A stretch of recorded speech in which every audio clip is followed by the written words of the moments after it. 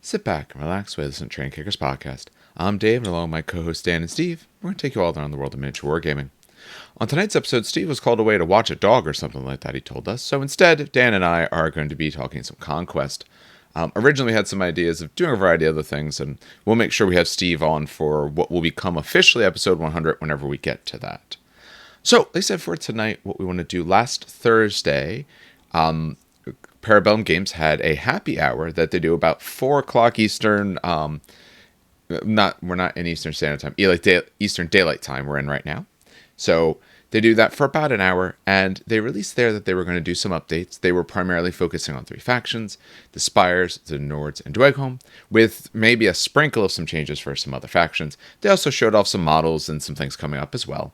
I did miss part really cool, of that. I would say really cool models, actually. I ended up having to teach because they ran into overtime on that, and by the time I got to class, I had to take my headphones out and all, but I looked at the pictures later, and essentially they showed the upcoming catalog is what they really did. Yeah. So we're going to talk about the changes, our thoughts on those and all of that.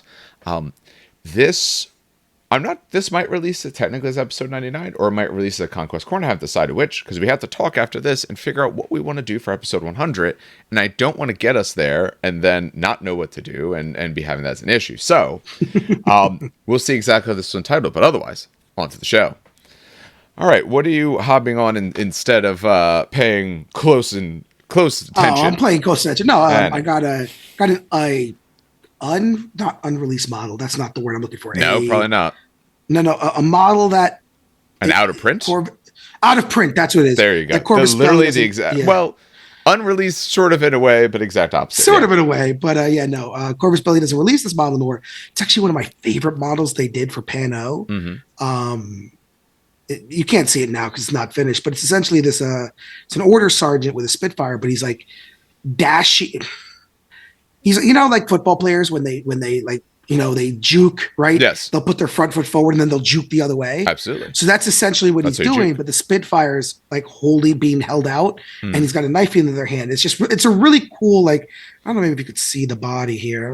A little bit. So it's maybe when you get some arms on. So it's action pose, and Infinity is quite good for that. They don't do, even when they do static, they tend to be doing something. Like their hackers tend to have an arm forward because they're doing hacking something, doing all that kind of, almost looking, the way they paint them up, almost looking like a spellcaster, really.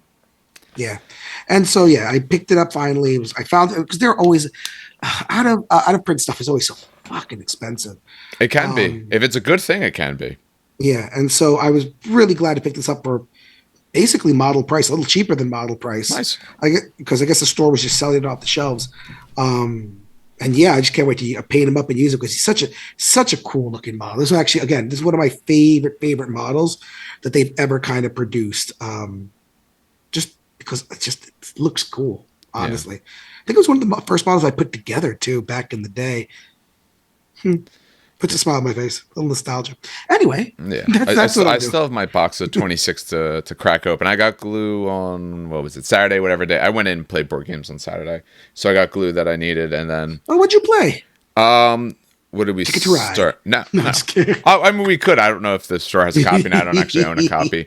The store does have a copy. No, we played Terraforming Mars, Ares Expedition, which is the card game form of it, rather than the full giant board. It's a card game form of it. I love Terraforming Mars. Yeah. How is the card game version of it?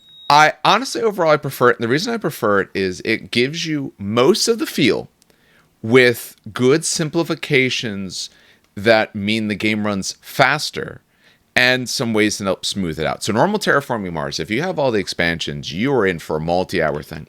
And the biggest key there is, I take my turn, I do essentially 1 or 2 actions, then you go and take your turn. We keep going around. And when I'm entirely done, so I've done everything I can do, because maybe I can do a lot this round and maybe you can't. But when you've run out of things to do, you're going to sit there and wait until everyone else has done all their stuff. And there's times when you could wait 15, 20 minutes because I might have gotten a bunch of cards out that give me action. So I did 1 action, then I do another. So there can be long bouts in that one. And the game itself just runs long, I think.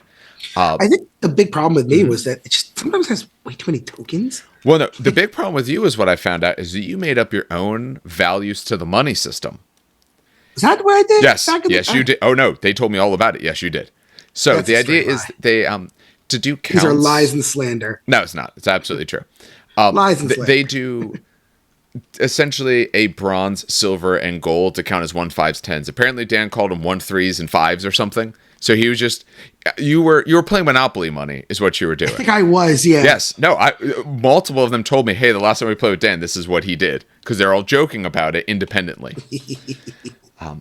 The other problem with the game is it like I said, it can run long, and the card design has gotten better in future expansions. But in the beginning, it wasn't always clear exactly what everything was doing, and there's a little bit of jumble there. What they did in this, if a card has symbols on it, on the bottom it tells you exactly what the card does. You don't have to really read the rest. You could just read that. If there's requirements, it kind of says that. It spells it out very nicely, and the actions are done simultaneously. So what happens is there's essentially 5 actions in the game. You are looking at like developing, constructing, research, harvesting resources, and getting cards. Essentially the actions. You have a stack of those 5 cards in front of you, and you decide what during the turn you want to do. So let's say I choose construction, and you chose research. We flip them. Hey, they're the 2 we flipped. They're the only ones that were flipped. So those are the only 2 actions that occur. No other actions are done. And I necessarily shouldn't use the word action, but essentially no other things are done. So that means in a 4-player game like that first round, 3 of us all chose the same thing because it's a really useful thing to do. 1 person chose another, so we did 2 out of 5 things. We'll never do all 5. One time we did do 4 out of 5 because we all chose separate stuff. But we do those actions simultaneously, those things simultaneously, because there's no concern of my thing destroying yours. Like, oh, you're drawing a card? We just all draw cards. We're all drawing cards together because it's the draw card step because someone played draw cards. So it has good simplifications that speed the game up, I think.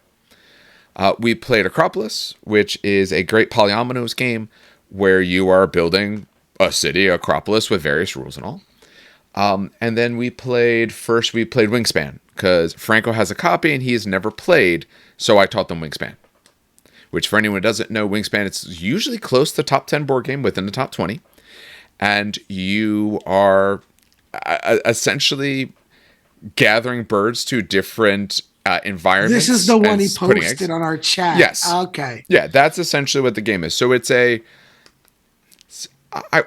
want to say worker placement, not entirely worker placement, but it fits the style that worker placements do because you have a set number of actions and you're playing bird cards by gathering resources and putting eggs on them and all of that. And I can go into further detail at another point, not doing it here. But we played some of that and then, like I said, grabbed some glue and headed out on my way. So I got plenty of models to assemble. I got plenty of stuff to do, and we'll see what I get to this week. I got to get some work stuff done, and when that's done, and work also includes Baulders Gate. I'm now in Act 2. I will say nothing else, but I'm currently in Act 2, I don't know, maybe 2 hours in. I'm not that far into Act 2. You did Bard, right? No. Or did you do Wizard? No, I wanted to do Bard. No, I did Dragonborn Sorcerer. Went Silver, because, you got to go with that sort of type, because I'm not going evil here. So when it's silver, chromatics, those sort of things. But yeah, I went Sorcerer because I usually prefer Sorcerers. Which works for that. I think you need someone who's cast spells to be able to do AoEs. I did. This is my second playthrough. I'm almost done with it again. I did Paladin, of course, the first playthrough because I wanted to try. It's weird to play Paladin tabletop and then play it video game. Because they do the rules correctly? No, well, I did Oathbreaker. I wanted to try Oathbreaker because I tried to play Oathbreaker, but I never found the rules. So Spence goes, yeah, there's rules about this. I'm like, oh. Yes. So I did Oathbreaker, which was really, really cool. Again, no spoilers. Well, Oathbreaker's not a spoiler. Well, no, we understand. Yeah. Not going anymore. Yeah, but like the ability to buff undead and stuff, that was really cool. And then I did Barbarian the second time around because I heard this is not a spoiler, but just you could talk to all the animals. And I never really kept the talk to animal potions. Do that. You need to talk to the animals. They're great. Well, I didn't realize because again, I went the whole playthrough maybe talking to 1 or 2 animals. No, talk to all and the then animals. I realized that barbarians have, natively talk to animals as a passive. Speak with animals. So I tried an entire barbarian playthrough and oh my God, what a different experience that was. What an entirely new game. It's just so it just opened up a new entire pathway. It was amazing. If anyone plays and doesn't take barbarian, there are some classes that do it. In the feat system, there's a way to take feats from, say, druids that you can get taught to animals. The other option is you can get potions, buy them, or brew them. So every single time after a long rest, I have or brew the potion for Speak with Animals, and then I can talk to them because they're great. Yep. There's The just cats, a, yeah, the cats are just absolutely phenomenally done in that. yeah. Whoever voices the cats, just excellent job on that. There I was laughing hilariously. there's such a menagerie of animals, and they have such different personalities and styles and the things they like and don't. And there's, I won't go into it, but there's at least one occasion I've seen so far, probably more than one, when it's like, no, you're definitely not the thing I think you are. There's definitely something wrong with you, and being Yeah, able to, no spoilers on yes, that, but but if you can't that talk was to one of them, the few you times. won't know. You got to be able to You talk to remember them. Rick and Morty when they had found the cat and they Yeah. the cat they looked into his brain and there was just like screaming horror and like Yes. PTSD. That's what that was, and I'm just like, Yes. They give you a lot in the game. Like I said, you can play a class that doesn't. There's ways to still do it, but it's something you want to do. You want to be able to talk to animals, or at least have a companion that you take with you that does, because then you can run as them every now and then when you find animals and all. But the other reason I did barbarian, I'm not gonna lie, is because barbarians get extra weight to carry. They double their carry capacity sure, when you do aspect of the bear. yeah, but you can just which send it is all back to camp. That's what I do. Or if you're like me and you hoard absolutely No, everything, I grab from the end everything, game but I send it back to and camp. never use it. No, you sell it all. You sell it to be able to get cool items. The only reason I that wouldn't do game is fun. See, if I did it again, I wouldn't do barbarian because that's someone in the party. I would want to do like a bard, Yeah. someone that's not, that we don't naturally have. Oh, That's I my switched the thought. classes. Oh no, You I could- kept them with their main classes so far. I'm the enjoying first, that. The first one I did that, and the second time around, I was like, no, now you're this, because I wanted to fill the holes, because now I'm a barbarian. Yeah. No, that makes Um, sense. Yeah. yeah. Or multi-class them. Like so far, I haven't multi-classed anyone. I'm going to, because fighter and barbarian is a really good multi-class together. Some of those things. There's some other good options, but the level cap is 12, so I don't know if I'm going to get too crazy, because I do want some of the later bonuses. Like my spellcasters on the multi-classing, because I have enough bonuses anyway, and I want the high-level spells, because you do start to need them. Yes, you do. Holy crap, do you? Yeah. Yes. Some stuff gets quite a bit. Maybe at some point when I'm through it, we'll do a spoiler-related discussion. And then That'd if be people cool. haven't done it yet, they don't have to listen. But for people who have, then they can listen and see what kind of crazy things we got up to. All right. Who? Out of stupid. Wait, Yes, real quick. go ahead. One last question. Yeah. Who did you romance? Shadowheart. Obviously. I gotta tried go to, with and- gotta go with Goth. Why not? So I tried to, and honestly, I went to Karlak both times, and I felt great shame. Every should time feel I got great really shame. close to every time I got close to Shadowheart, Karlak just gave me Karlak was just Karlak, Okay. and So did you hear why all the characters are, so into you all the time? no, So it was a coding error. Apparently, No. they set their dials too high. So there's going to be an update at some point where they turn that down, but it was set too high. That's why every character is like, "Hey, what's up?" the first time you meet them. That was not intended to be that way. You were supposed to really have to work for it. But I'll tell you right now, in the game, you don't have to. Just talk to people twice, and they're like, "Hey, you want to go hang out?" So Halson. Oh God, Halson. Halson is just horny 24/7. see, he hasn't talked to me at all like that. But I don't talk to him. I don't.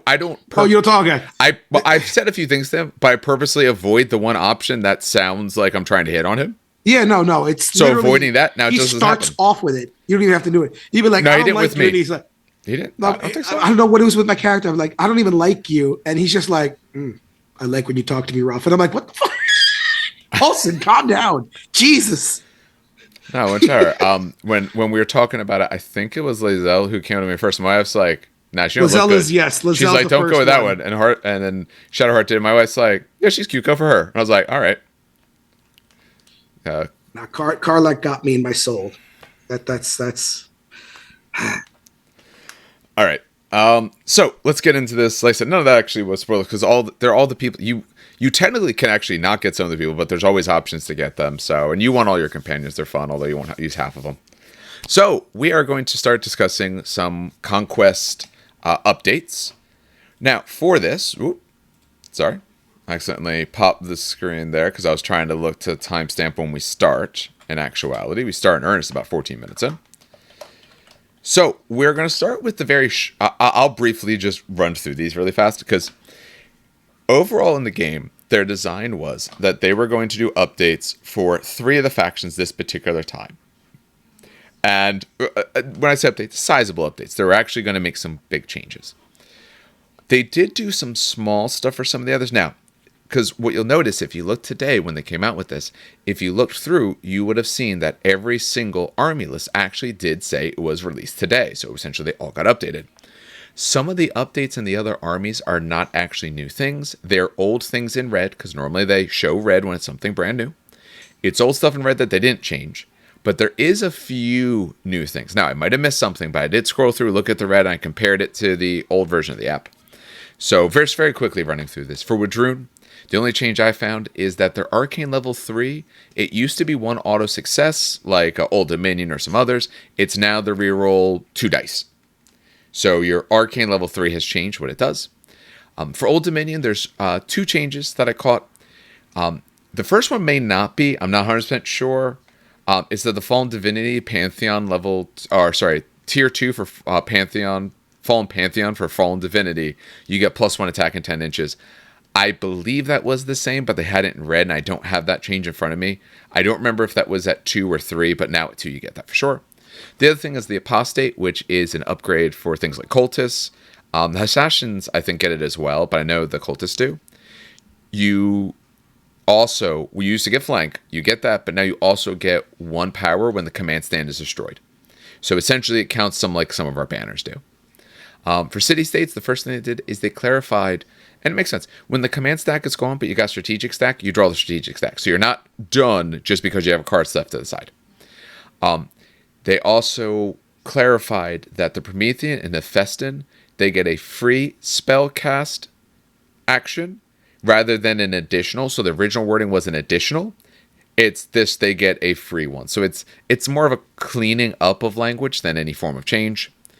For 100 Kingdoms, their item that makes them focused, it can only be used on 1 spell instead of 2. So it's reroll 2 dice, but you can't split it between spells if you happen to have the ability to cast more than 1 spell, which is something that 100 Kingdoms, as well as a variety of others, can do. Dweg did that. Yeah, well. It was one of the masteries. It's Arcane Mastery, I should clarify. So their Arcane Mastery only lets them do that on 1 spell. So that's the other 4 factions. Those are the big changes for those 4 factions, or the only changes for those 4 factions. Like I said, there's some other stuff in red, but I compared it and it was the same. As I said, still a chance I missed something, but I don't believe so. So what we're going to do now is we are going to spend some time discussing the changes for the other 3 factions, which are actually quite big. And if this goes fast at the end, we can talk about some models too. So we're going to start with Spires. As reminders, Spires are weird aliens that essentially create their soldiers. And they're like, you don't need a stomach. You're only going to be alive for like tomorrow. So let's go through. So if anyone's watching, we're going to scroll through this, of course. If you're listening somewhere else and you can't watch it, we are going to mention where we are and the sorts of things we see. But as you scroll through, this is sort of the easiest way to catch it. And the first things that changes are army rules. Yep, page 6, army rules. And now they told us most of these changes. Not all of them, but they told us a lot of the big changes. And these were ones that they showed us. So the first one relates to essentially who your warlord is. So do you want to discuss this? Yes, absolutely. So essentially it's called Superior Creation. This is for the sovereign lineage. They changed. Oh, yes. Sorry, I should have said this is for the sovereign lineage. Apologies. So this is only for a lineage highborn or a high clone executor. Yep. And essentially, I believe it's completely changed. But when selecting regiments it's completely reworked. When selecting regiments for lineage highborns, high clone executors, and mimetic assassins warbands, you increase that regiment's cost by 5 points per stand. If you do, increase that regiment's clash characteristic by +1 to a maximum of 3. The maximum of 3 restriction on clash only applies during list building. So technically, if you charge, you can get a clash of 4. The inspiration. This is great. I like this for +5 points. It used to be clash and evade, I think. Still good. I didn't really care about the evade. Honestly, it's the clash is what I care about. So fine by me. 5 points for an extra clash is great, especially since most of your stuff hits on 2s, which is not great. So increasing that. I will not necessarily 2s for them as much, or maybe it can. I was playing against Spires last week, so I'm in a league right now. We're now above 2,000 points. We're doing all kinds of weird points, but I was playing in one the other week, And I found that in general, they were like hitting on like 4s very commonly with the charge. They were like 3s going to 4s and getting a lot of flurry. So being able to reroll their misses, they felt like they were getting quite a bit. At least that's what I was finding. Maybe that's not always true, but for what I saw, that was something that was absolutely happening. So, what am I looking for? I know what I'm looking for. Do you want to talk about Ferromancer as well? Yeah, I'll talk about the Ferromancer. It's called the Unnumbered Menagerie. And while the warlord is on the battlefield, all force-grown drones, onslaught drones, brute drones, and Strix regiments in the army gain the regeneration 4 draw event. Yes. So basically, whenever those are drawn, you get regeneration 4, which again is great. What was it originally? Out of stupid curiosity. The original, his original ability. See, that's the one thing. They showed it there, but I don't have it in front of me because when you do browse faction, you don't see that, unfortunately. Huh. That's the one thing I can't actually see for sure. So I don't remember what his thing did. I think it was a special rule. Let me check one thing. It might be his special. Oh, actually, give me 1 second. Maybe it's that. Because if it is where I'm thinking, no, that just lists it there. I'm looking at Ferromancer. I think I looked at Biomancer a second ago. Yeah, I'm not entirely sure exactly what he used to do. I know they gave him this. I think before he worked just like in his own units, he had some stuff like that, but I don't know exactly what it was for him. That's fine. Yeah. So if it comes up to me, I'll know. So regeneration 4 is neat. So yes, and these are model, and in general, some of these sorts of things they needed it. It's rough for their survivability. What you find for Spires is they want to win and early because they don't necessarily hold out as long. This is going to help them hold out longer. Also, another big thing they have is they don't actually have tons and tons of cleave in the army, so they get lots of attacks, lots of rerolls. They hit on pretty good numbers, those sort of things. But if you have armor, you get a good save against them. It was a very common thing that you saw.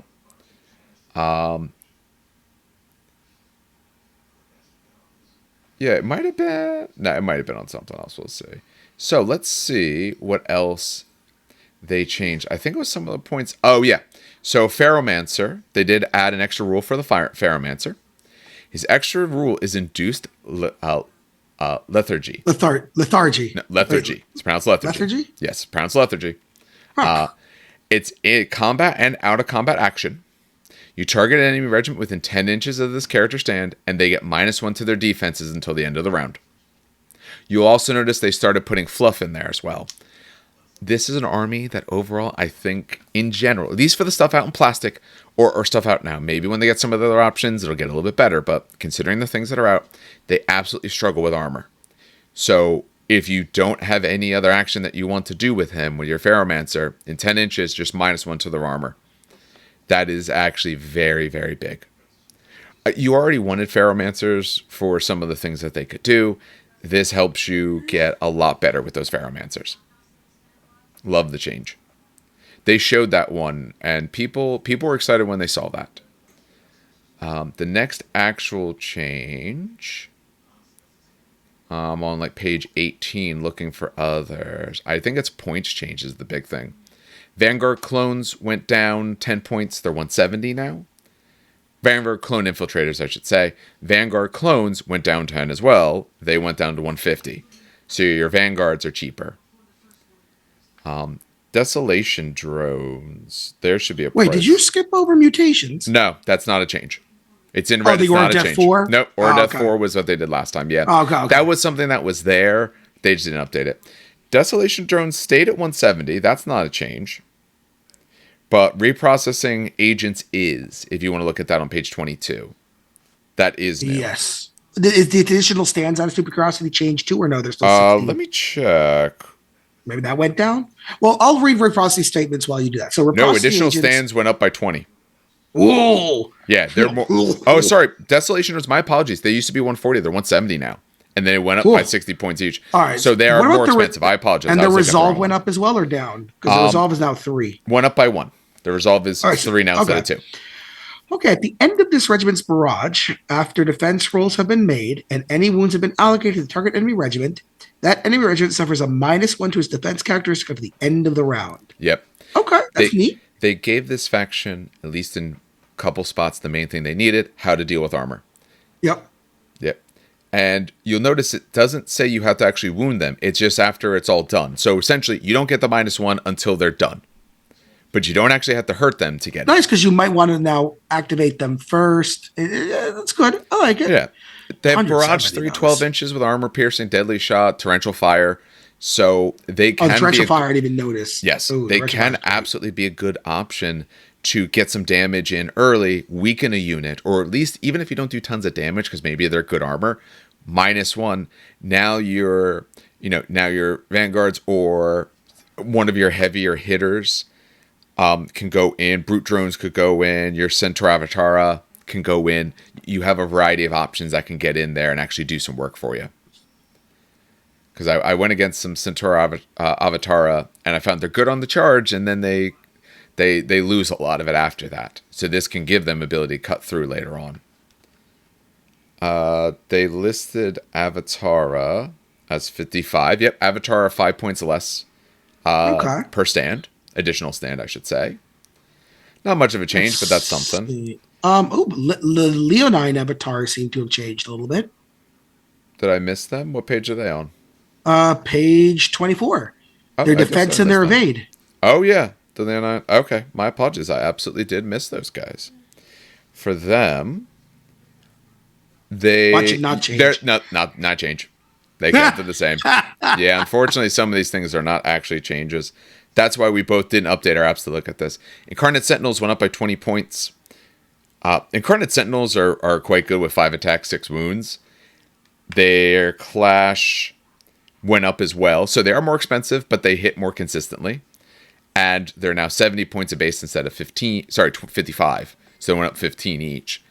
But that's not bad because they are Resolve 3, Defense 4, like I said, 6 wounds. They got a good move. They have impact hits. They have base cleave on their 5 attacks each. And with the extra class, you are actually absolutely getting through people now. So I don't mind spending more for improving my hit. Desolation Beast. Did it change? Nope, it's Aura Death is 8. Aura Death they made in red, but I see so far no Aura Death changes actually occurred. And that's actually it. That is their changes. So 2 of their leaders got nice improved abilities. Some of their units went down. A few units went up. But any unit that went up got more rules. No one went up and didn't get above. So this is a faction that when they looked at it, they said this faction needs some things to help it get better. This wasn't a faction overperforming, which is one of the factions we're going to get to. So, any other thoughts on them? Have you ever actually faced these guys? Once, actually. Once? Just once. Okay. It was an interesting matchup. Mostly because he didn't roll that well, but also my Dragon Slayers. I won the initiative, and my Dragon Slayers popped up right next to his Ant Boy. I forgot what the damn name is. It's called the Ant Boy. Ant Boy. The big monster that looks like an ant. You're not entirely wrong. It's an abomination, but you're not entirely wrong. It does kind of look like an ant. Yeah, I was gonna say it's basically an ant. I don't like it, and it's but honestly, the abomination's not really good anyway. I killed the abomination the other day with a wizard spellcasting and some legionnaires smacking it. So my base line of troops just hitting it and took it down. After it charged me, because it moves fast. It moves 10 inches. It's very mobile. Oh, yeah, it's very fast. It's very good for getting to the backfield and hitting someone who's already weakened. But it doesn't stand up well when you think about its stat profile. Biggest thing, because it's 10 wounds. Yeah, it's Resolve 4. Yeah, it's Defense 3. Has no evade, though. So if you can cleave through, it doesn't get saves. And 10 wounds is pretty light.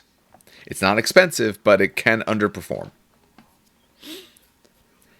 They did show their the other monster they're going to get. Like I said, maybe at the end we'll take a look at big some pictures. Oh, that was such a great. And that one has cool. That's where their cleave is hiding. It's slow, but it's 5 impact, brutal impact 3. It's the Siegebreaker Behemoth. Sorry, it doesn't have cleave. It has brutal impact and all. It has smite. It has when it hits you, during a clash, your defense is 0. That's what smite does. Yep. So if you don't have evade, you just don't save. So, it didn't need cleave because it has smite instead. So it is absolutely a great monster. It's just a little slower because it's move 6. But overall, like I said, great changes, nice improvements, and I look forward to seeing more of them. What I find, and this is my problem, when I play a game versus someone of this, I'm like, ooh, that faction is really cool. And I remind myself, I don't want to paint like another 100 miniatures. Yeah. So let me not do that. But I played them. I was like, ooh, these guys are actually fun. I really like their thing because they're very different. Their numbers alone, the fact that they have like good dice numbers, I liked. All right. Why don't we go to Nords? Because that's, I think, the next one I have. Yep. I have it next on my there. anyway. Yep. Nords also got some good changes. Big changes, too. Like, yes. completely new army rules kind of changes. They did. Yes. Much like Spires, they got brand new army rule changes. So, and these one, they changed it quite a bit. So, 2 big rules. They said when they did their discussion on this, they said, okay, Blood and Ihenyar, it worked well. It's not a bad rule. The way it was before was absolutely fine. But the problem is there's other things that they had or didn't feel like it portrayed the army for what they are well. They said when they we'll talk about Ice, Flesh, and Blood in a second here. But they said the big thing with that is, here's this army that's main home. What it's known for is being up, in the frozen north. And yet terrain is a problem for them. You wouldn't be able to survive in these environments if the terrain was as bad as it was for them. So, Ice, Flesh, and Blood, here's a brand new rule they have. Medium and heavy regiments from this army, charging through pieces of hindering terrain, can benefit from Inspired rule. Keep in mind, normally when you're charging through hindering terrain, if half or more go through the terrain, no Inspired. So your medium and heavies can get it, not your lights. And they have good lights, but you're allowed to have it. In addition, all regiments in this army do not suffer penalties when at least half of their total stands are within water terrain. Furthermore, all regiments in this army suffer half wounds rounded up from zonal terrain special rules. So if you go through a terrain that is dangerous, that would hurt you, you take half the wounds. And water, you do not take the penalties when at least half of them are going through. Do you know off the top of your head what happens when you go through water? No idea, but there is a problem with this rule. Okay. But I'll let you finish with any other thoughts you have. You can talk about that because I've never played on a board that had water. My guess. I don't think we even have rivers. We have rivers. We have plenty of rivers because there's all kinds of historical stuff with rivers and all. There's plenty of rivers which we've never used it. My guess, 1, we haven't bothered, or 2, it does something really rough. So what is the problem with the rule? Yeah, so we're going to talk about the Dweg changes later, which were all good, except for the fact that all their spells got changed to zonal spells, which is fine. The only problem now is zonal terrain. Yep, all our stuff turns stuff into zonal terrain, which is cool, except these guys are not affected by that. No, they are affected. They just take half wounds. Yeah, which is... Your spells were already a problem. The things you had before were a big problem. I know. No, this is like the Custodes thing all over again. Wait, so we'll lead when you get to your spells, but your spells specifically say they make it zonal terrain? Yep. We'll talk about the spells. Well, so that means if you're going against these guys, you can't rely upon your spell casting. You got to be able to beat them other ways as well. There's nothing wrong with that. I think that's okay.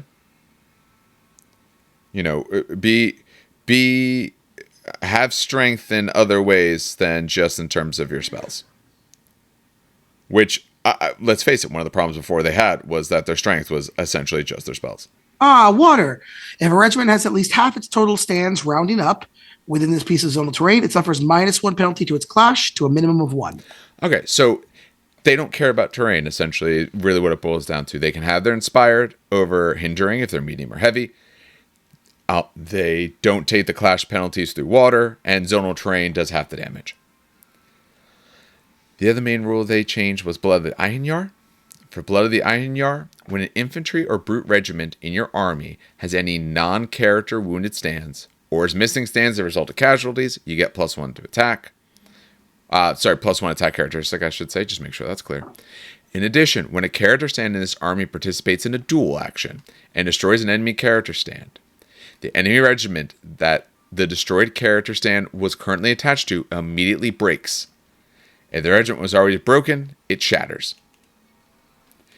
This is an army with some very good character stands. You can absolutely get your Koeniger to have tons of attacks, and every 2 attacks that he succeeds on, you get an extra. I've seen this man get 8 or 9 successes. It's absolutely nuts. And if he takes out your character stand, you're breaking, and if you're already broken, you're shattering, you're just gone. That part is brand new. It makes sense. The whole idea is they're giant big heroes. They look up to these guys. But they removed the part where if you're over half of your stands, essentially, or half of your wounds, if you're very injured, it used to be that you got flurry. They no longer give them flurry. They updated previously that like certain things wouldn't get it, but now they've removed the flurry. But they gave you this. That's a good change. Yeah. I like that change a lot. This is a faction that for sure is going to beef out its characters, or at least the characters that want to be anywhere near combat. Those characters are nuts. They can be. And here's the thing. If you refuse my challenge, you're probably breaking. And if you don't refuse it and I take you out, you're breaking. And the last thing you want to do is be in a position where you have to take my challenge because you've already broken.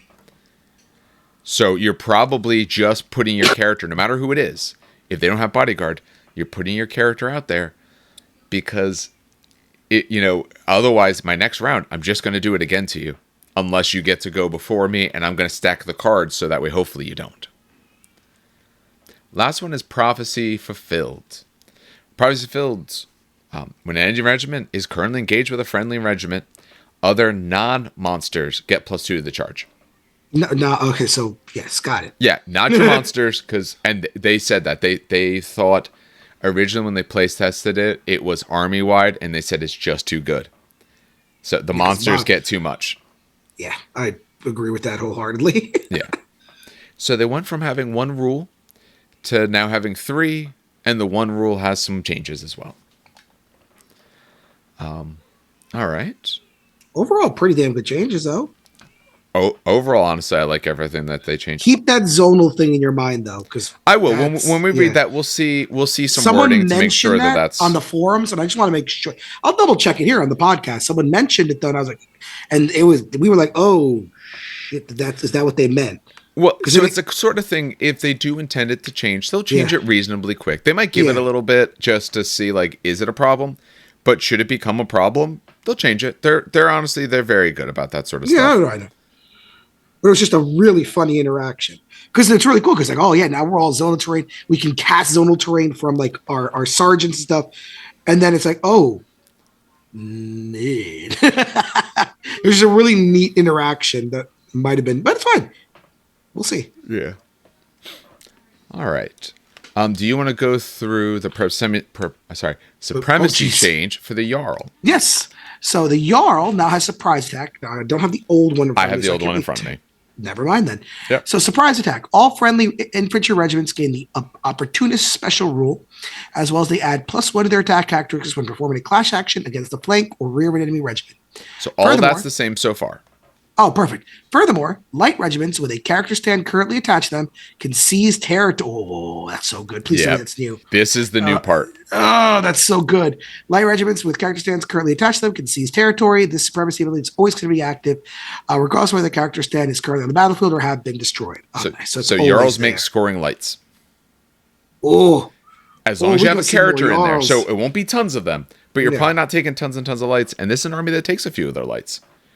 And let's keep in mind that this is also an army. So you can now score turn 2.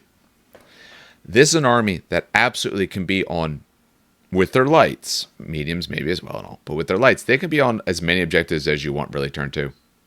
They've got a lot of flank. You got a lot of vanguard. If you take the right options, you can be where you want to be. So you can absolutely be scoring very early. I found before these guys had a thing of they scored early and then I was playing a little bit catch up, and I think you might be playing more catch up now. Their lights are really good. They cannot underestimate their lights. Yeah, this is an army that tends to take a good amount of lights because of what they can do. So the characters all stayed the same. Yeah, characters I don't think changed on these Big guys. change on a banner, but I want to see if it's actually a change. Because some of those sort of things, they didn't change. It's part of a trove find under banners. Oh, yeah, that's definitely a change. Because the one before was like 2 sentences. I'll read it. Yep. So, friendly regiments within 12 inches of this character stand may use this character stand resolve characteristic after all modifiers That's the instead same. of their own. Should the regiment this character stand is currently attached to is broken, a friendly regiment may not use this character stand's resolve characteristic. Furthermore, a broken regiment may not use this character stand's resolve characteristic as a result of Raven messengers. Yes. So let's keep in mind that under current rules, that if you are broken, you don't use the highest resolve. You actually use the lowest. So what this does is that this used to be a workaround. If you had this banner, then it said, hey, anyone in 12 gets to use his resolve. And if you're broken, this banner says you get to use his resolve. Clarifying this says, no, you don't supersede the rule of if you're broken, you don't get the character resolves. You're just taking basically the units. That's what this does. So it comes in line with what you would think it should be. All right, let's see what else we got. So let me check Focused then. Their Focused, I bet, might be the same sort of focus change. Because I know what it was before. Was reroll 2. Yet this just says you can only use it on one spell. Only do it once per spellcasting action. So yeah, it's going to be the same for all of them. Yeah. Here's a weird one. Since spells, you might skip this one. Was Hella's Caress always scaling? I didn't actually Volva? get the spells yet. So let's see about the Volva, what she has. Hella's Caress. It was not scaling. Okay. Yeah. So this is the one that you give an enemy regiment decay 3. It makes sense. If you're targeting with something like that, probably should be scaling. But they did give it scaling. All right. Let's see. What else do we have? I know they got some changes. Huskarls got Untouchable. And you said Untouchable was reroll 6s? Rerolling 6s on defense. Yes. Which, you're only defense 2, so you're going to need it. You're defense 2 with no evade. So you're taking your defense, so at least you get some options at it. What's defense do with shields? Okay. Oh, yeah. No, so 3s. A decent way to get to 3s, or still have 2s if someone has a little bit of a cleave there. Ulfenard are 200 points now instead of 210. These guys just came out. And their additional stands went down by 5, so they're only 65. That's good. I like the models. I like the look overall. I did not think they were quite worth their points. I'm not sure if they still are. They get lots and lots of attacks, which is great, but they don't have much else. So they have 8 attacks. They're on Clash 2, Clash 3 if you charge. This is a unit that's actually has ways to charge coming off the battlefield edge. Not that you'll get swings, but you're allowed to do that. Actually, I'd have to look technically in the rules. You have to be on the field first, but you're allowed to charge essentially the turn you come in with these guys. They have lethal demise, but just they felt lackluster. Saving a little bit, maybe that's worth it. Maybe that helps make them feel a little bit better. Fenrir Beast Packs. What did they do to the Fenrir? They upped them by 10 points, but they are now terrifying. Yeah, they are. All right, it's a bunch of wolves. So it makes sense. You're scared of a whole bunch of wolves. The Golter went up 30 points. So, which makes sense. They're brutal too. Impact 4, lethal demise. They're pretty damn good. yeah, again with 8 attacks and things like that. Not tons of wounds. The big thing is they're in a rough spot because with 4 wounds, defense 1 with resolve 2. You look at them funny, they're gone. So they are good at what they do with their impact, and they're fast. Move 7, all of that. The big thing, though, is they don't stick around. If you don't get the hit in, just remove the models from the board. Yeah, pretty much. So that's okay, though. Well, other stuff went down. Jotnar, did they actually change the Jotnar? Jotnar went up by 10 points. Although, the CEO normally perform a free volley action. He always had that. It used to say free additional. So they removed the word additional.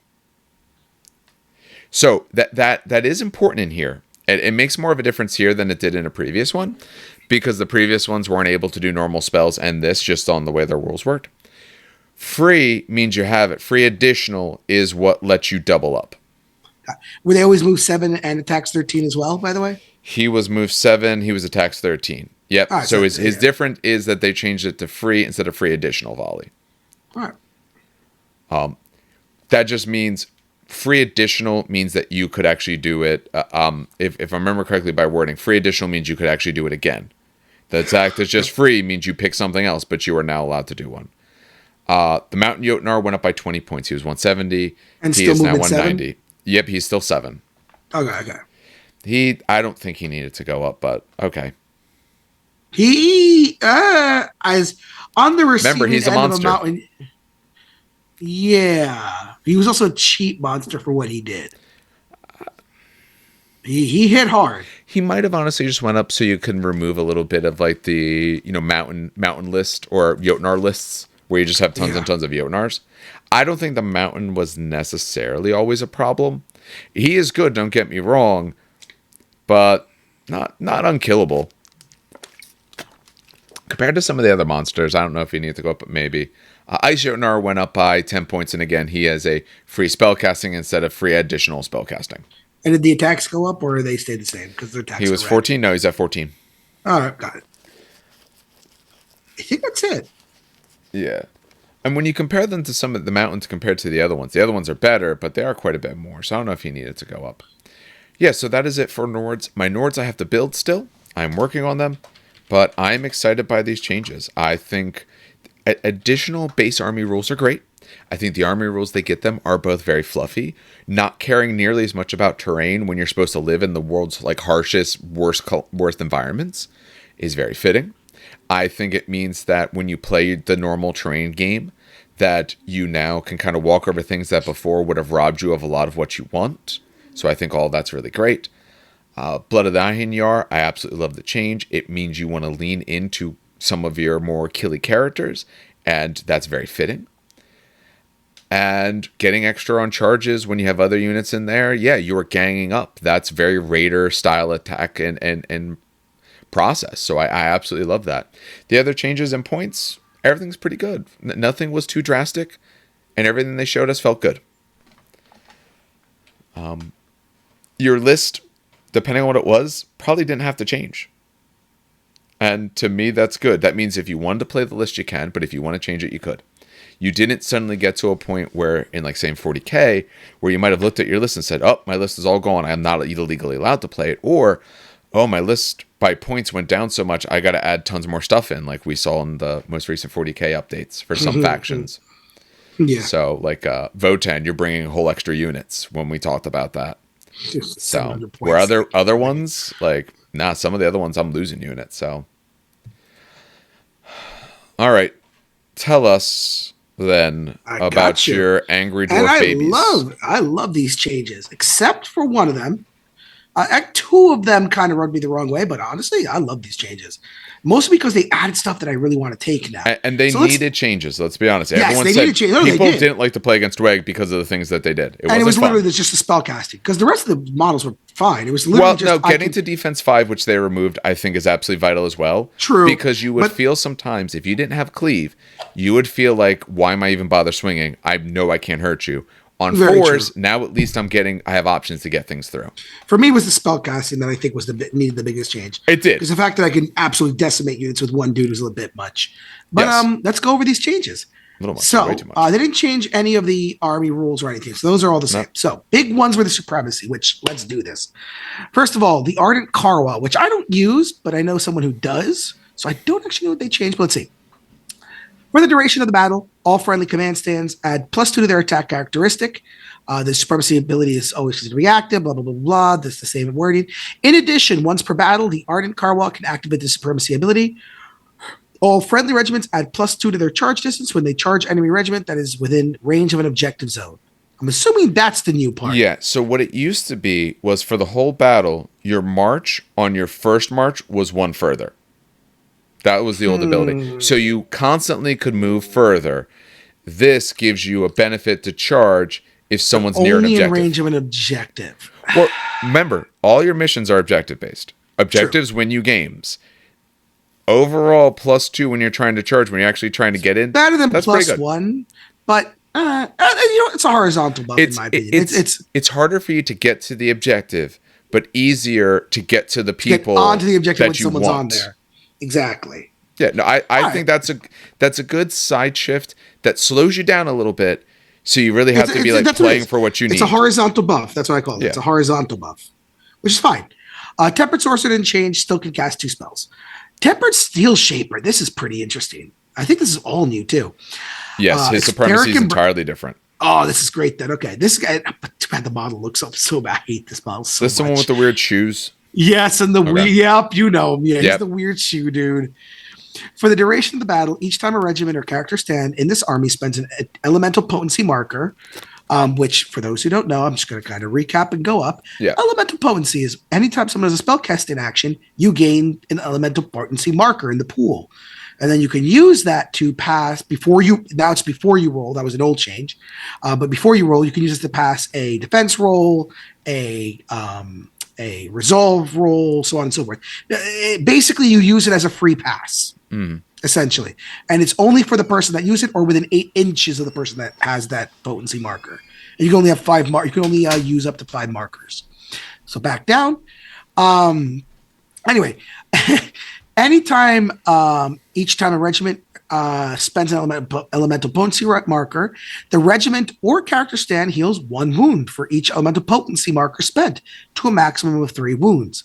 The heal is applied cumulatively rather than separately. So, for example, should a regiment spend 2 elemental potency markers, they will heal 2 wounds instead of healing 1 and then another 1. Correct me if I'm wrong. When you heal a regiment, yes, you need to heal the full amount of wounds, half. If you heal half or more, you get a stand back. So this is Dragon Slayer bait right here, because Dragon Slayers are 6 wounds. So this is really, really good now. This is really powerful. Yes. I like this. It makes me want to take the Tempered Steel Shaper, if not for the fact that it looks absolutely awful. Yeah. That's why they specify that you do it at once rather than one after another, because if you do it one after another, you can never get a stand back because you'll never heal enough. Now you can actually potentially get a 4 or 6 wound stand back. And what's really cool is that a Tempered Stealth Shaper is not an offensive spellcaster. He's a defensive spellcaster. So by turn, if he's your warlord and you're casting 2 spells a turn, by turn 2, you can actually start healing up stands within 8 inches or within yourself if you want. So that's really cool. That's really powerful, really good. Makes me want to change my Tempered Sorcerer as the warlord, which brings me to the Hold Raw.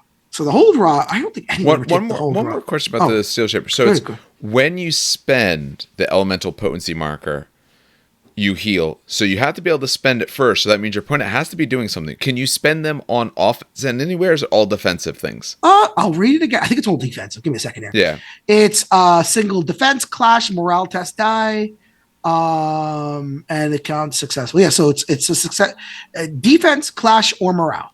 So clash. Okay, so there is an offensive thing. Because I'm just thinking, it is a good rule. I do like it. But your opponent has to have hurt you first and have to be trying to hurt you again. No, it's there on is at least one offensive way to use it. Because sometimes that's what you're going to want. It won't help till after the fact. But you don't want it to be that I have to use it on my defense because you might do enough wounds to me that's not going to matter. Exactly. So, okay. Not this clash.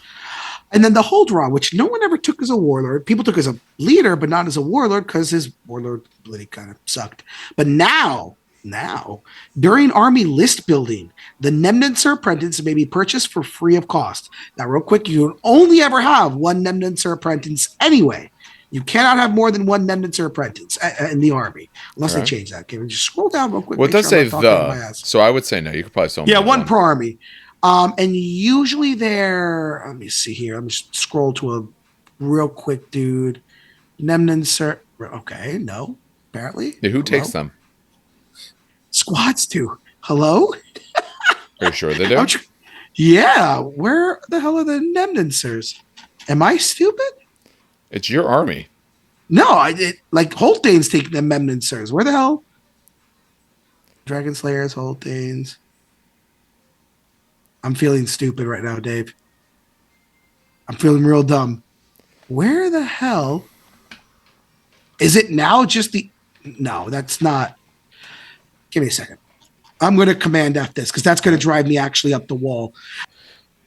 All right, sorry about that. I thought I had Control F on what I was showing. I Controlled F in OBS, so it did some weird stuff with the screen. Okay, so who takes the Nemesis and Prejudice? They basically, I could have swore it used to be a unit upgrade, but now under hold raw, like the actual unit entry, Yeah. it says if your army includes at least one hold raw, you can add one Nemesis apprentice to any other regiment could take for 25 points.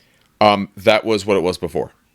Oh, okay. Yeah. So I swear to God, I thought it was an upgrade. No, you had the whole raw to be able to do that. But Weird. Essentially, this does the same. You just get them for free now, and a little bit extra, yeah. But now you also, in addition, when a medium or heavy regiment that has this character stand currently attached is within range of an objective zone, it always counts as seizing the objective zone. So when you have the Nemesis, they are the ones who are seizing it. So they get the objectives. Essentially, you have your objective secured. That's yes, pretty damn good. Yeah, you don't lose the objective space until you lose the Nemesis. You can be out. You can have someone can have more there, and you still really take it. And remember, the Nemesis is the one who basically can make you not refuse a challenge. So that's pretty neat as well. Yeah. Neat stuff. This goes well into the fact that you have ways to get like pluses on. That has to be your other warlord though, so you can't put those together, which is good. But all right, what else do we have for changes? All right, so let's go down the Ardent Karwa. I think he got reduced to movement 6, or maybe he increased to movement 6. I don't know. All right, this being your army, I thought you actually. I don't use the Ardent Karwa at all. I don't use Ardent Karwa. I don't even own Ardent Karwa. Oh, okay. All right, good. Let's scroll down. Tempered Sorcerer didn't change. Tempered Steel Shaper changed to 100 points. Up 15. Which I believe.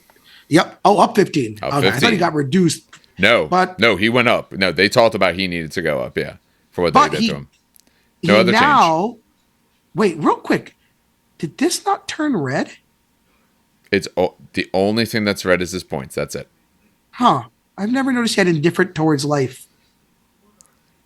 Weird. Those are options of relics. Yeah, it's weird. I didn't never notice that. But he's cool now. It just looks bad. Hold Raw, I think he definitely went down to Resolve 4. He used to be Resolve 5. Yes. That one I can tell you, because I used the whole Raw. Which is good. Resolve 5 is ridiculous. We don't need that in the game. He's a dwarf character. He's a dwarf character. It's not fun for the game, and it absolutely leads to situations where why would you want to play against it? Because once you have all the pluses, that means they're essentially never failing except on 6s. That's just not fun. Until We Have To is now 40 points. Probably it's just still should be 40 points. I forgot what it was before. Never really used this one. But regiments. And this is a banner, which is what you didn't say. Yes. It's a banner. Oh, apologies. It's a banner. It used to be 30 points, so it went up by 10. But now regiments with this character stand currently attached to gain the hardened 1 special rule if at least half of the stands are in range of an objective zone. If I remember correctly, the old one, because I used to take this, the old one was Bastion. You have to be in a zonal Bastion, but I think you don't have to be in a zonal, or it still has half the stands half within an objective zone. Okay, yeah, but it used to be Bastion, which no longer exists. Yes. So, and let's clarify that the big change in all Dweg Home is that they have no more Bastion. Bastion still exists in the game for everyone else, but Dweg Home don't get Bastion anymore. Dweg Home, somewhat across the board, where they used to have Bastion, essentially got hardened. What they said they wanted is they wanted to remove defense 5s. They didn't want that to be a thing you could get to in the game, or at least in general can't get to it. And Dweg had multiple ways to kind of get defense 5s. Oh yeah, multiple ways. And like I said, it's a feel bad because that means if I don't have cleave or brutal impact or I'm doing impact or anything like that, that means I'm really realistic. I'm not even hurting you. Even if I have a bunch of rules, I'm getting flurry, tons and tons of hits. I'm probably not doing much. So they wanted to cap defenses across the board pretty much at 4. So to make up for it, they're getting hardened. So if you had cleave, maybe a little less effective, but everyone now at least gets a shot at hurting these guys. All right. So the crown of Ushkelod? Yeah. Ushkelod. The infantry regiment character stand currently attached to gains the burnout draw event, which I never used this. They had that before. It just mentions that it's infantry. Before it didn't say the word infantry. Although what's weird is I don't think you can attach this to anyone that's not infantry. Maybe not, but they might have just clarified it to make sure I it's guess easy. maybe if you had like a Ra on top of a Drake or a Tempered Sorcerer on top of a Drake. Yeah.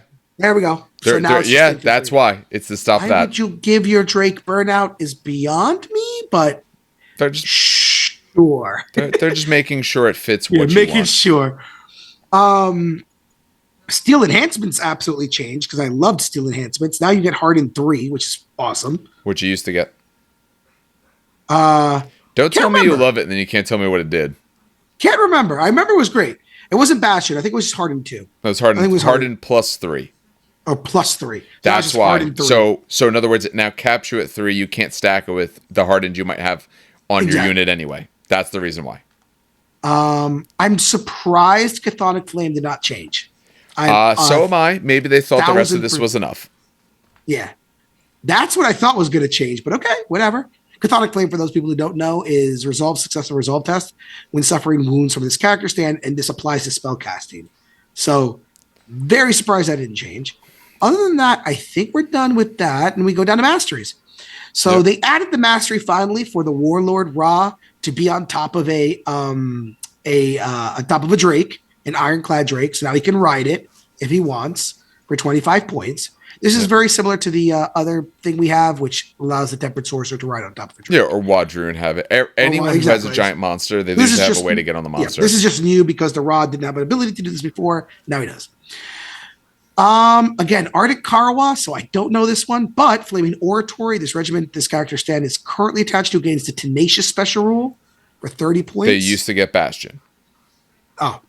Tenacious. Yep, they've removed Bastion. Tenacious isn't bad, though. Tenacious, I believe, is ignore the first failed defense roll. Yes. Which is still not bad. I like that a lot. No. Focused. Focus is the same change that everyone else got. Yep. You can reroll 2 failed spellcasting die rolls with performing spellcasting action, but you can only do it on one of the spellcasting actions. You can't do it on both. Yeah, you can't do it on both, can't split it, nothing like that. I'm wondering why they forced the Hellbringer Sorcerer to only choose School of Fire or School of Magma. Because I can't remember. It might. They are doing fluff changes as well, so it could be for a fluff reason that they wanted that to be. Okay, makes sense. The spells got completely redone. And they needed to be. Their spells were unfun. But here's, hold on, pause. The spells that were unfun didn't really change, except for one of them, which was Flame Wall. But that one was already, you had to be close. I'm surprised they changed, well, we'll get to it. So, first of all, Coruscation now is 14-inch range, down from 16, I believe. Yeah. It's like I play this army. Flame Wall did get completely changed.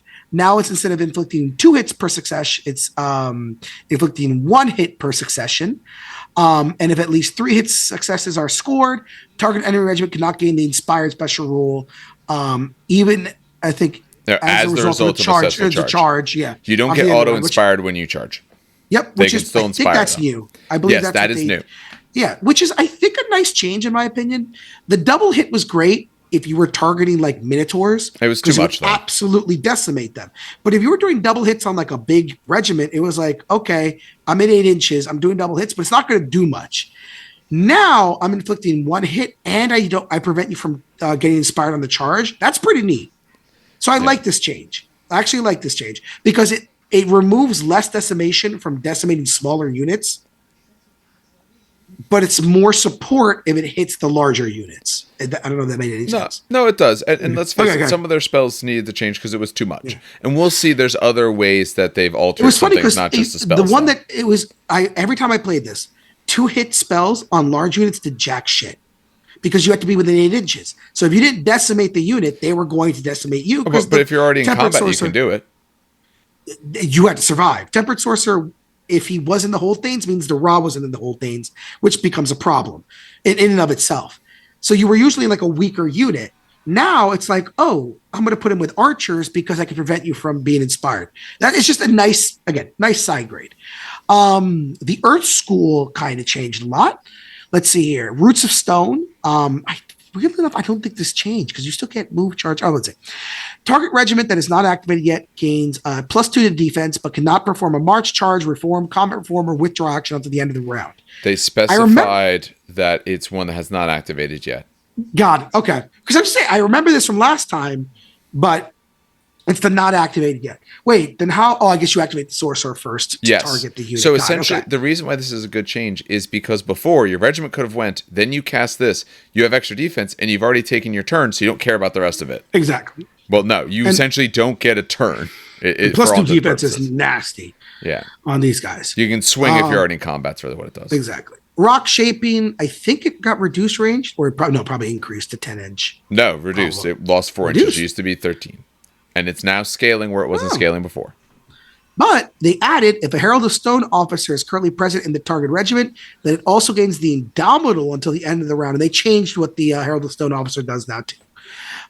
So you gain Tenacious, and if he's in there, you gain Indomitable. What is Indomitable again? You got to pull up the. Indomitable was the one that you read. That was the reroll 6s. Wasn't Well, it? no, was it? No. Indomitable is treat one of the resolves as a success. It's in the main I got rulebook you. if you look it up. Indomitable. There it is. Wait, nope, that's inside Bloodlust. Indomitable.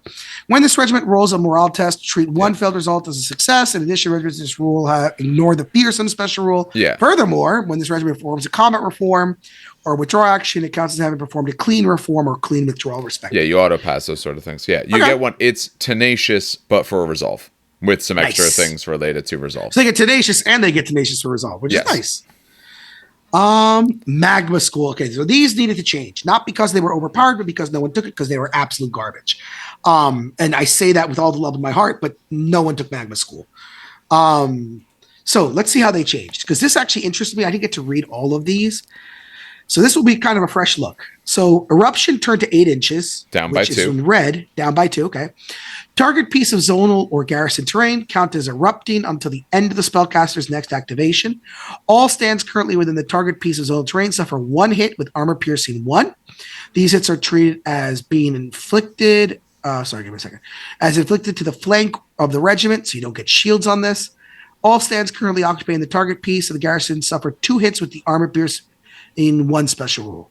Okay, so if you're in zonal, you get 1 hit with armor piercing 1. On the flank, obviously. And if you're in a garrison, you get 2 hits with armor piercing 1. And you count as erupting, which I gotta find that fucking rule. It should be in this. Should be in this document. Should be, yes. The other check key really quick to notice there is the fact that it counts as the flank, means when you take your resolves, you were hit in the flank, so you're re-rolling your successful resolves from this. Which I think it hit in the flank originally. I'm not sure that actually changed. And also erupting is not in the rulebook, so no, it's just closest edge. Interesting. But since it was closest edge, that could mean it could have been the flank even when naturally it wouldn't have been by position. So I looked through the document. There's no real explanation of what erupting is. And it's not in the main rulebook unless I typed it in erupting. So you might have typed it wrong. No, I typed it in right. Okay. Let's keep going. Maybe it explains it later, but I typed in erupting. So magmatic seep. Sorry, Jesus. Seep. Yep. Nominate a point in the battlefield. This was a cool one. I remember this one. Nominate a point in the battlefield within range, even one beneath the regiment. The area within 3 inches of this marker counts as a piece of erupting zonal terrain with the hindering terrain special rule. The terrain feature remains until the end of the round. Okay. All right. Again, no explanation what erupting is. Inflicts 5 hits on the enemy regiment. This is for Pyroclast, which lost 2 inches. Oh, yes, Pyroclast. You have to say what the thing is that you're reading. I completely forgot. I was like, remember, people are listening. 5 hits on the target enemy regiment. These hits have the armor piercing 1 special rule. This spell may target an enemy regiment within 5 inches of an erupting piece or zonal or garrison piece, regardless of the spell's range or the spellcaster's line of sight. These hits count as being inflicted to the flank of the regiment. So there we go. So you can cast Eruption or Magmatic Seep within 8 inches or 10 inches, right? And then you have another Magma School Sorcerer, and they can basically cast Pyroclast from that erupting zonal terrain. That's pretty neat. Kind of hard to pull off, but we'll see. It's new. But you don't necessarily need to do both of those bonuses. Yeah. What it was before, it put decay on people in garrisons. Actually, and I was going to say, so you put Magnetic Seep out within 10 inches, right? And it's just a marker. And then you put it like around a house, right? Let's say there's someone behind a wall or behind a house. You put magmatic seep out, and then you pyroclast from that erupting zonal terrain because you can cast new spells. Yeah, that's an option. But even with that, yeah, or if someone else, yeah, if your other guy caused it as that, or the question becomes how wrong something, it counts as erupting until the end of spellcasting. So, like, your eruption says until the end of next turn, this thing counts as erupting. That's why it's useful. Erupting means that you can do this second part. That's all it really means for the moment. There might be something added with some of maybe the units, but we'll see. It could be. So, Tempered Plate. Oh, there's a Tempered Steel Shaper. Hey, the really ugly dude. Tempered Plate probably went down in range, and the regiment gains, it probably was Bastion, now it's changed. The regiment gains the Hardened +1 special rule until the end of the round to a maximum of 2. So it went down by 2 inches. Yep.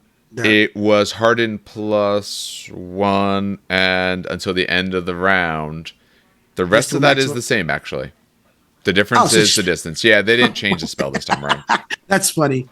And Ardent Karwa did not have any changes. So now going to the units, Flame Berserkers are the same. Hold Ballistae, the Herald of Fire is now 25 points. All right. Which I believe is a new addition. I don't think could you have taken the Herald of, oh no, he was 20 points before, I think. And Hold Ballistae? Yeah, I think he was 20. Oh, I'd have to actually build a list to see he wasn't points. 30. Oh, that's fine. I don't think he was 30. Herald of Fire, 25 points in the Fire Forged. Herald of Fire, 25 points in the Hold Warriors. There's a theme here. Initiates are now attacks 4, which might be a change. Were they attacks 3 before? That'd be interesting. For initiates? Yeah. Let's take a look. Initiates were 3 attacks. 3 attacks? Okay, so they went up in attack. That's pretty cool. And Wardens are now 190 points with move 6. Yeah. Which, you have some of your stuff in general gained points. It became more expensive. So Wardens used to be 180, so it's 10 more points, but they did increase in speed by 1. Okay, I'll take that. Actually, increasing in speed is actually really nice. Yes. Dragon Slayers definitely went up because they are now 220. 210. Yep, they're now 220, which is fine. Dragon Slayers are Dragon Slayers. They're really good. It needed to happen. That's something. Hold things absolutely needed to go up. So this up 100. Dragon Slayers, Hold Slains, absolutely. Because I think they went from 180 to 200. Yep. Yeah, they're 180. Because I use these guys.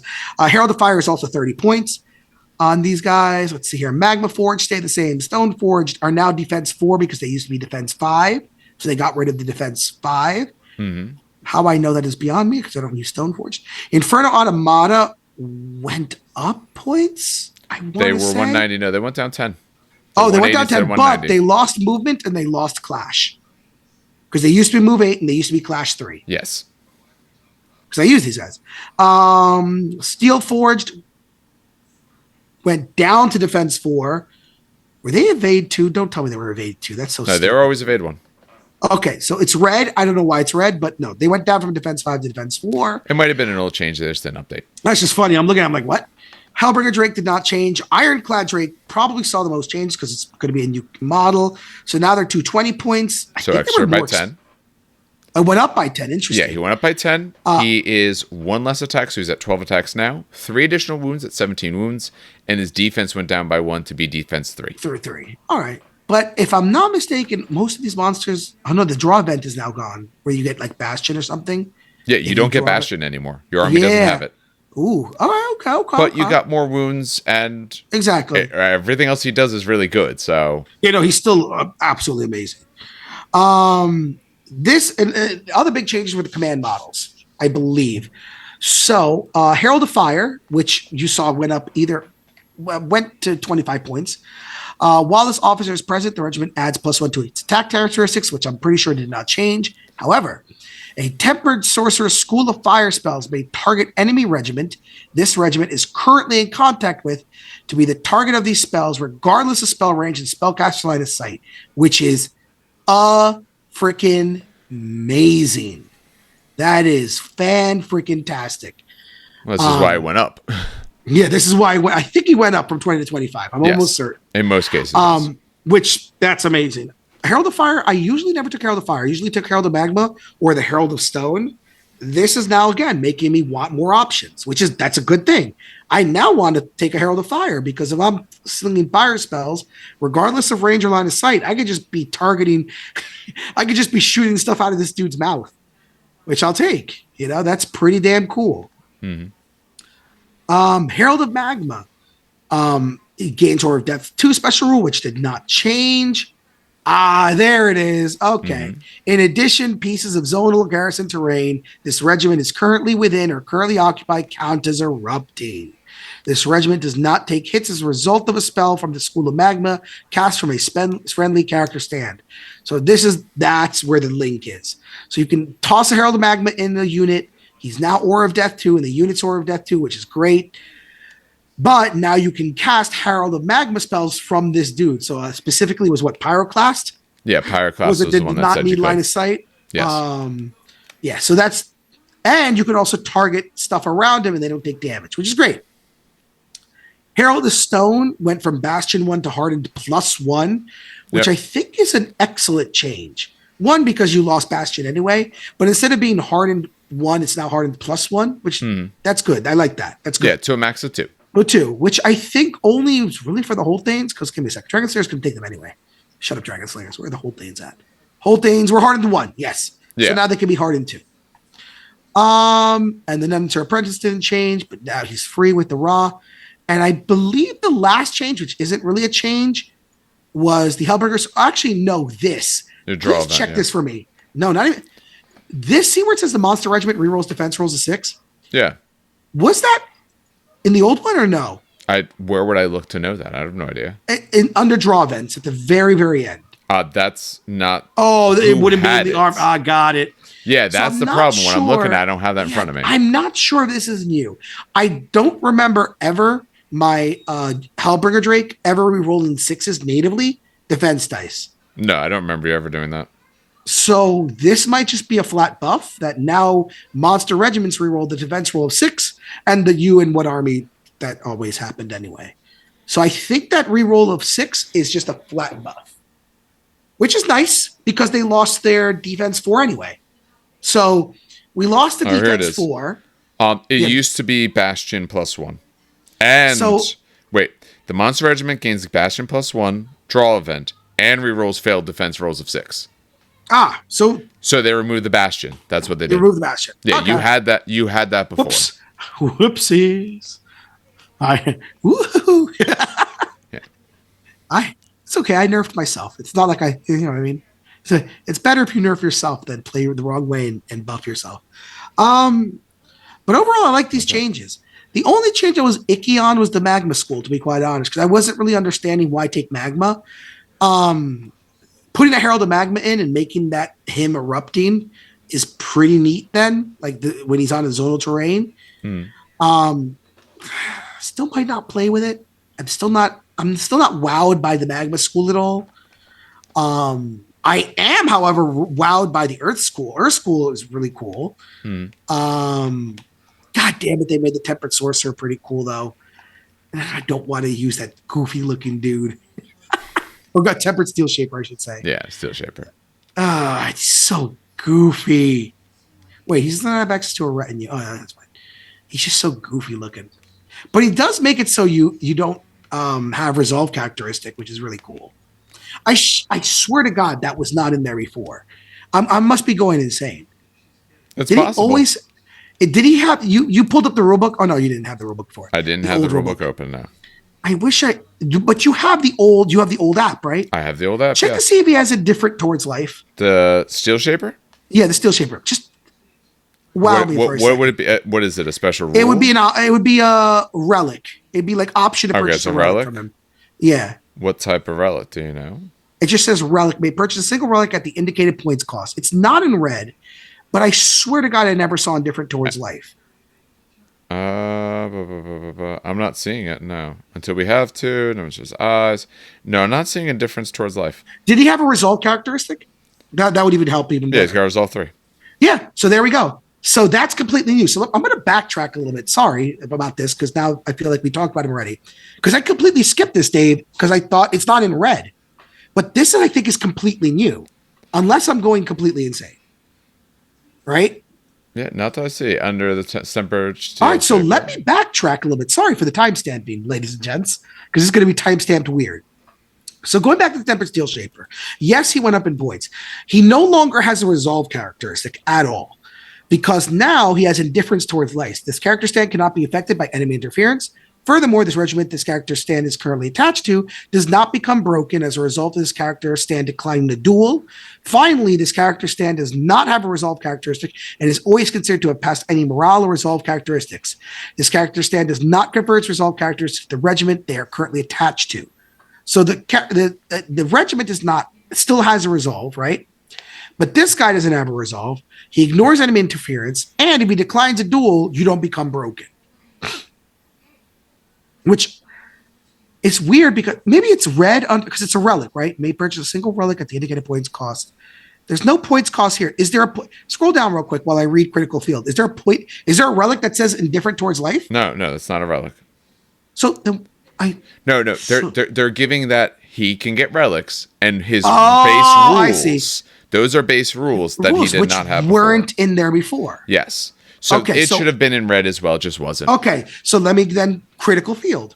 When this character stand chooses the regiment they are currently attached to, or an enemy regiment they are currently engaged with as a target of a spell during spellcasting action, that spell is automatically successful. Stop tapping your desk. I'm sorry, is automatically successfully resolved as if it had scored the amount of success required. That's and his inability to take a retinue is new as well. He used to be able to take retinues. Retinues, okay. Yes. So this Tempered Steel Shaper actually got a lot of changes. Unfortunately, they just highlighted the name.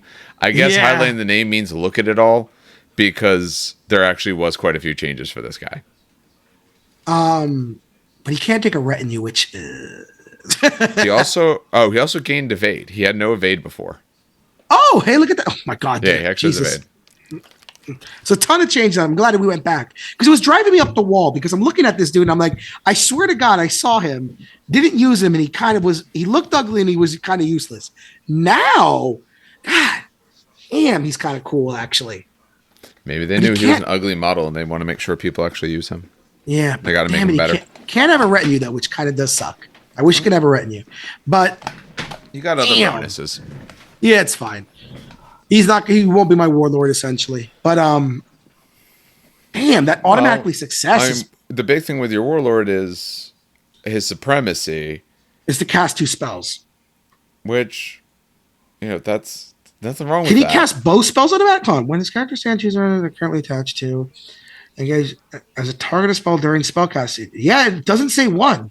So technically he can do Hone Blades, Unmake Armor, or Temper Plate for just free. Yes. Both of them. Yeah, you don't have to worry about rolling. That's that's really cool, actually. Damn.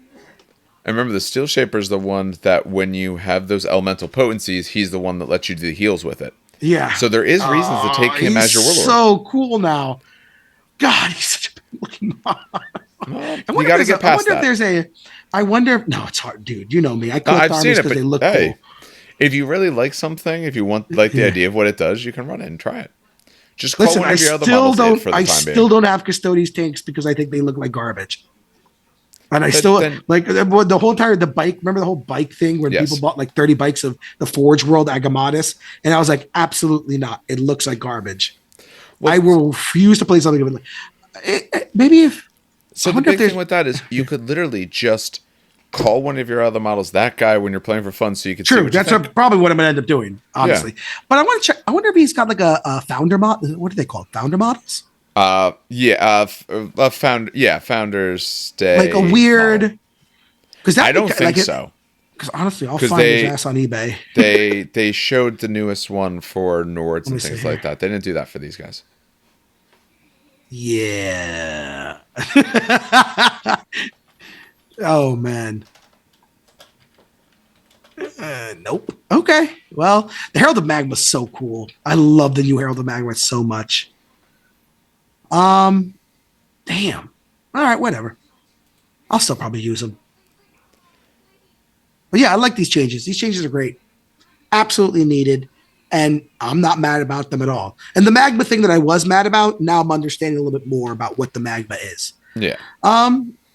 Yeah, I'm not upset about these at all. This is a stark contrast from what GW did with their balance patch. Well, that's a discussion for another time, or Yeah. now if we have time. But I yeah, mean, it's up to us if we decide we have time. We have gotten yeah, through. We've gotten through all the changes. Like I said, overall, we're quite happy with it. Honestly, I have very few problems with the things that Parabellum does. The other thing I want to yeah, mention briefly, because I haven't updated the app, so I can't show this part. Have you seen the up? Well, no, you haven't updated the app, and you didn't watch the thing. yeah. I haven't updated it. Yeah. So the other thing that they did is for running tournaments now, they added into the app a lot of functionality for it. Oh, So that's so awesome. yeah, so where it sits right now, if I was registering people for it, I would probably still maybe use Longshanks just to be able to get like all the people together. But day of the tournament, you can put your list together, say in your app or printout. There's a QR code you can get for it. At the top, you can do QR codes essentially. Okay. With your QR code, what it knows for the moment is essentially is your list valid, things like that. But what it's going to know in the future is all of your list information, which means you can get auto uploads of lists. And what you can do if you're the TO, there's a spot. Hey, make a tournament. Today I'm making a tournament. Here's how many people. Oh, I got to register people in. Let me scan your QR code. Boom, you're in the tournament. You're all set. And then from there, you can actually run your tournament. It has friendly fire first round you can set. So if you don't want people to play against particular people in first round, you can set it. So you went to a tournament with your best friend. You want to make sure you at least don't play round one. It has a lot of what you would want. It has what you would get from, like I said, from a Longshanks or a... what's the other one? Why can't I think of it? The other big tournament software. Oh, Best Coast Pairing. Yeah, it has the same idea as BCB. Best Coast Pairings. What I would do, because Longshanks is... I don't think you really have to pay for that. What I would do is I would probably put it there to start if you're trying to like show people to come on in. And then when they are there, I'd run it through that. So they did quite a bit for their app. They are doing more functionality as time goes on because some people were asking for various features and they said it might not have it now, but we know those features. We have our roadmap. We're not sharing all of it yet, but we have other things we want this app to do. So they are updating their app quite a bit. So I said, overall, I think everything they've done has been great. I think they're looking at the balance of the game. I had very little problems with Parabellum when they balance. Even the last time they balanced, I was like, this needed done. Yes. Right? They don't apply the heavy hammered approach. It's usually... And especially like they said, there were 7 factions. They, for all intents and purposes, updated 3 of them. And the reason they updated 3 is because they knew that there's a little bit too much if we do all this right now. They want to be able to focus down and say, hey, these 3 factions, we feel we have fixed them. Hopefully they're good, and then soon enough we will get to the other ones. And then, but like they said through this year, other things we're getting later this year, we're getting some different missions. They're doing levels of missions. I forget all the details, but it's like tournament missions, and then there will be like essentially game missions, like game day style missions. And they might have the same name, but they will be a little bit different because essentially they're testing in one spot, putting them in the other. They're not worried about, having one set of missions at all the time. They're going to start doing Living World again. They're going to start doing more narrative stuff. All of that in maybe about another month we should be getting some more indications of. So all of that's coming, just not here yet. So I'm liking everything. And the new models look great. Yeah, so they showed us some stuff that will be out soon. And then they also showed us some things that will be out at some point. So for things coming out soon, now we're kind of going into the next piece here. They showed us for city-states, they're getting the Eidolon, which is their giant brute. He leads the Inquisitors, which are brutes. Satori. Wait, where are these picked? Solani. Oh, there we go. Got it. Yep, Satori and Solani. So these are satyrs. So you have those. Tantor, people are starting to get the Tantor. He's arriving on people's doorsteps now. Tantor or the Drum Beast. I know one of our people in our local meta, he showed the picture from the shipping box for his. The massive Can't box. wait to see that. They are doing a chieftain that goes on the Tantor, a sign of conquest that can go on it as well. And then the other piece they have is the deluxe hunting pack. So they're doing a fancier hunting pack. So those are things that are pre-order because they're coming out very soon. Do you have a link for the winter thing? No, I just have pictures. All right, so we'll let's pause this for a second. We'll be right back. All right, so we're back. We will pin this where you can find. This was actually on the Reddit. We are able to find where people put the product catalog up, so it is visible. So we do have this here. And we are going to take a look at some of these models because, hey, we got a little bit of time. And the first one they open up is on the Tantor. They've shown us, so the guy on top, this part might not be as interesting for someone who's just listening. If you're watching, we'll show it, but obviously we'll talk our way through it. It's a Brontosaurus. It's a Brontosaurus with a beard. And there is a man standing on top, a Wadroon standing on top, and he is the appropriate size of Wadroon. That shows you how big this thing is. This, just from its back to the ground, you'd probably have to take like 4 of those Wadroon models to make it. 3 to 4. So this thing is huge. It was very expensive, but it is an absolutely massive model. There is the Drum Beast as well. They are not a dual kit. It was too much for the kit to be able to make it a dual kit, so they actually are separate kits. Having said that, if I'm in your play group and you buy a Tantor and you want to call him a Drum Beast tomorrow, I don't care. You spend a bunch of money on the models, paint them up cool, call them whatever you want. It's all good with me.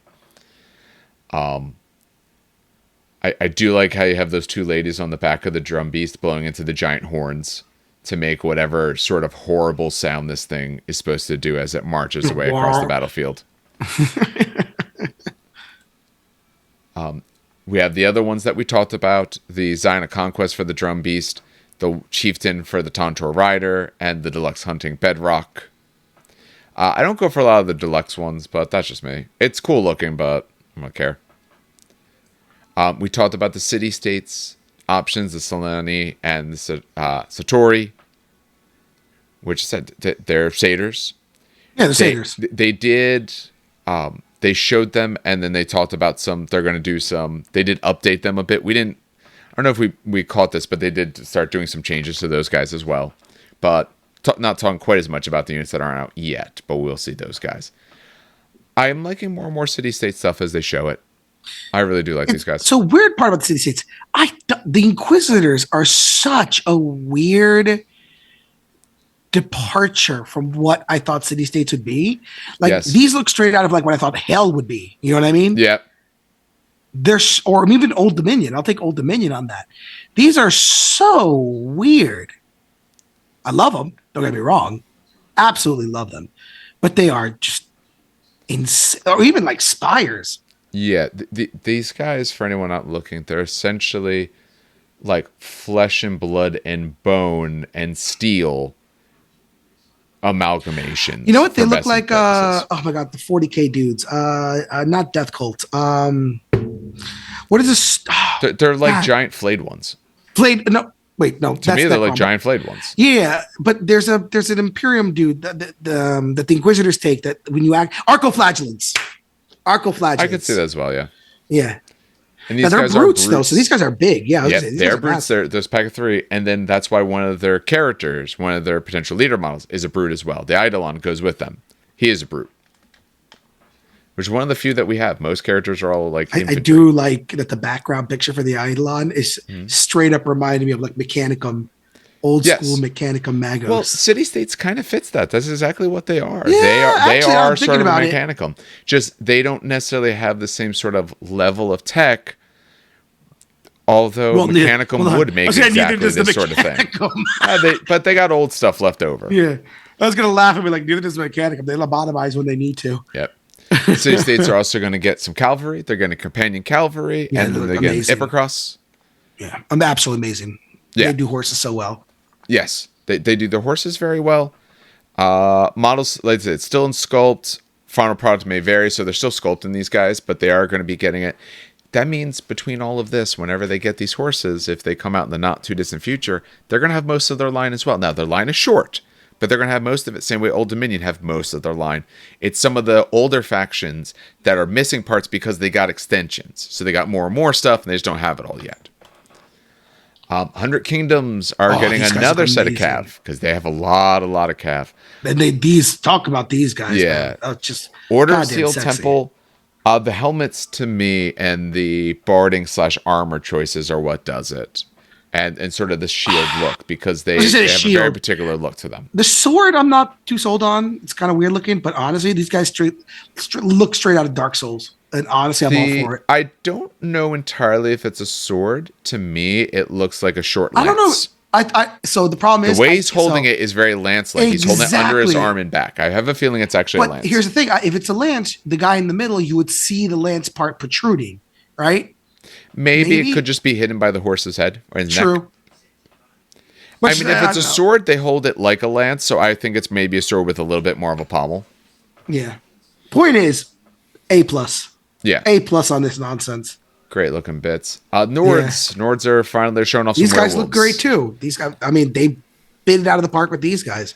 I'm not as sold on the look of them as much, but that's just me. I'm very weird about monsters. I want to hear. So first of all, I want to hear why you don't like the look. I'm just not super sold on sometimes on monsters, and that's just me personally. Okay. I don't care what faction you are. Anyone could do these werewolves. There's a very good chance I'd be a little meh. I think part of it is they don't look as wolf to me because their noses seem too short. Their snouts are very short. That's exactly why I like them, because they don't look like stereotypical European-esque wolves. They look like Nordic wolves. If you look at like old school, I mean, you can't look at it because you got the screen. Yeah, it just makes it tough because trying to throw everything up at once. If you look at old Nordic depictions of like werewolves or Nordic depiction of wolves, this is what they look like, down to the horned small ears, snout and all. Okay, small stout. This is not the European or the Americanized version of the werewolf. The heavy duty muscles on the top, the thick pads on the bottom. This is straight out of like Baba Yaga kind of shit. Okay. If it's more typical of what their mythos says they should be, then I'm happier with it. Yeah. I'm still going to get some because they're both cool and I like them in general, but. And they look like they stack together well, which is always a good thing. Yeah. They showed some artisan series. So the artisan series are essentially the premium resin kits. Usually nice kits, more money, but nice kits. They're doing Jarl. This particular Jarl has a long spear. Looks like a woman actually to me. Yeah, it's a female Jarl. Yeah. Yep. And then Lord Varger. So a leader model for your werewolves with a broken sword. As it should be. Yeah. Spires get their Siegebreaker Behemoth. I think this is great.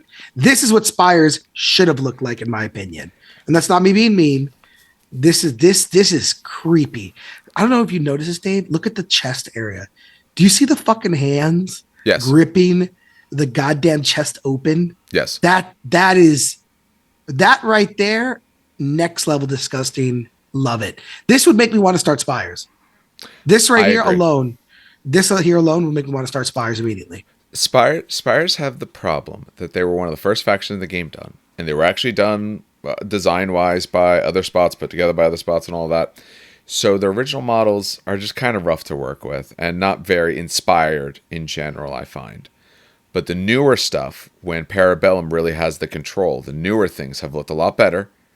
And this thing looks absolutely amazing. It's fucking fantastic. Absolutely. I don't often paint models for fun, just like separate things, because my backlog is too many things. But if I was to do that, this is a model that I would want to do. 1000%.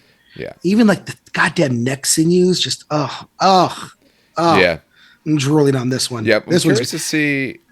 I mean, he's a giant monster.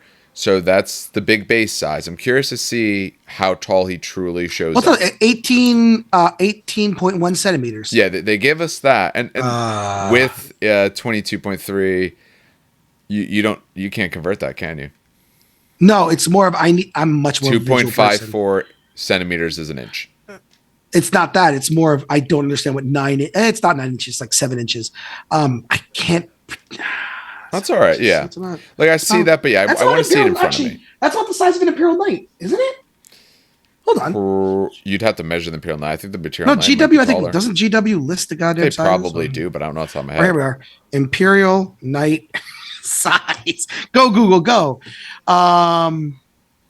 Because Google should help me, right? He says. 16.5 centimeters, normal knight. For height? And how big is this guy? Yeah, 18.1. This guy's taller. This guy's taller than a knight. Yeah, I'm looking right here. He's actually quite from top big. Of the base, including the base. Apologies. I measured him at 16.5, including the base, to the top flat of the carapace. Same height as the exhaust pipes. 16.5 centimeters. So this dude's actually bigger than Imperial Knight. And that's his smallest dimension. His smallest dimension is his height. Christ, this guy's massive. He's about as wide as he is long, not exact, but within a centimeter, so pretty close. But no, so this guy's going to be massive. That's great. Okay, and he's going to be in plastic, which is good. Sometimes they're giant models aren't plastic. No, he's actually bigger. Okay. Yeah. Whoo! And he's in plastic, thank God. All right, let's see what else we got. Oh, yes. Dweg home, Ironclad Drake. So good about this. Now, here's the real question. Oh, no, it does come with the character good because I noticed the character's dead on him, and I'm like, wait, but if I could get a Dweg rider, why is he dead? And then I realized off to like the tiny side, oh, look, Drake rider there's a guy riding him. Yeah. With a fantastic mustache and beard. But this guy, love it. I love the banners. I love the throne. I love the fact that he has two heads. Just everything about this is awesome. Absolutely running this over the. Do I love my gun Hellbringer, Jake? Absolutely. Will I run this instead? Also, absolutely. He just looks so much, so cool. Their newer models, designs, and sculpts have really stepped it up, and this model is a clear indication of them stepping it up. Yeah, I want to see what he looks like with the raw on top of him, though. Yeah. But other than that, just fantastic model. Absolutely fantastic. One of the other things they mentioned is that there is going to be a City States Founders exclusive, The Last Stand.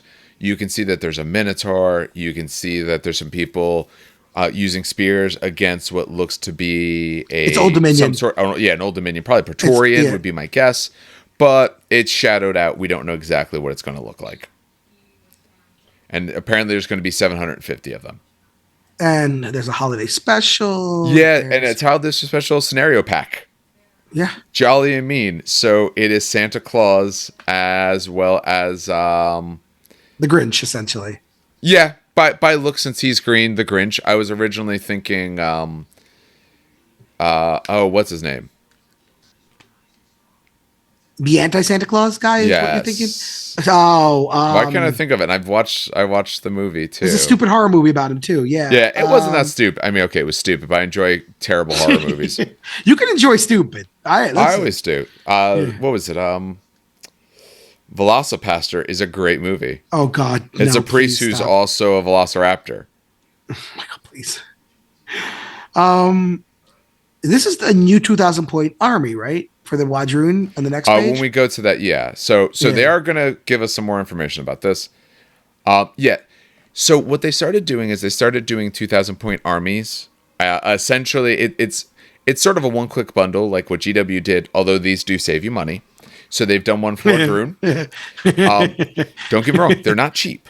It's not cheap I just love the fact that I just love the shade. That's all. That's what made me giggle. Because, it's true, though. The GW one. It is true. No, it is true. At one point, they did. GW boxes save you money. So the combat patrols, but not the one-clicks. Used to save you money.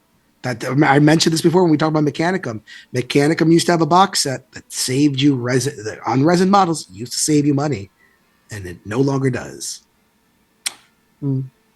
Anyway, this is a cool pack. Wouldn't buy it because it's Wadroon. Krampus. Honestly. It's a Krampus. That's what it was. Why can't I think of Krampus? Yes. All right. They've already done this. They did this, for Nords? My next army, if I were to play it, would be either Greeks or Old Dominion, right? You have Greeks. I have Greeks. Yeah, so put them together and play them. Also, give me the Nord half of those Greeks. Oh, that's right. I still got to buy that stupid box. I thought you bought it. No, I haven't. I don't know. You know why? Because Because you failed me more every day? No. Why? No. You know how you left it in front of me during the game? Yes, I literally put it to you. I finished playing that game, turned around to went to go buy it. It was missing. So I was like, wait, what the hell? Ernest probably bought it because I know Ernest got them. Okay. Yep. Literally while I was playing the game, I was laughing hilariously. Then talk to Rich, get another box, and then give me the Nords. Yeah. Is this Old Dominion box? Is this like new or is this your 2000? Let me go to the next thing. This is so the Nords, they have their Blood Tide, they have one as well, and 100 Kingdoms, so they get their 2,000 point combination, and the Old Dominion is new. So they did have some ones before, but these are the new ones for other factions they've shown. So essentially, they're now doing essentially 2,000 point army boxes, where if Oh, you this just is kind of neat. want They to get even right give in, you they give you one of these. they even give you like the little tiny like list of what they do. Yes. That's neat.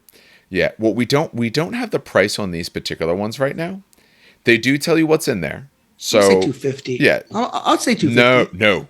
Much more Oh, than is there that. more? Yeah. You can look up the old ones.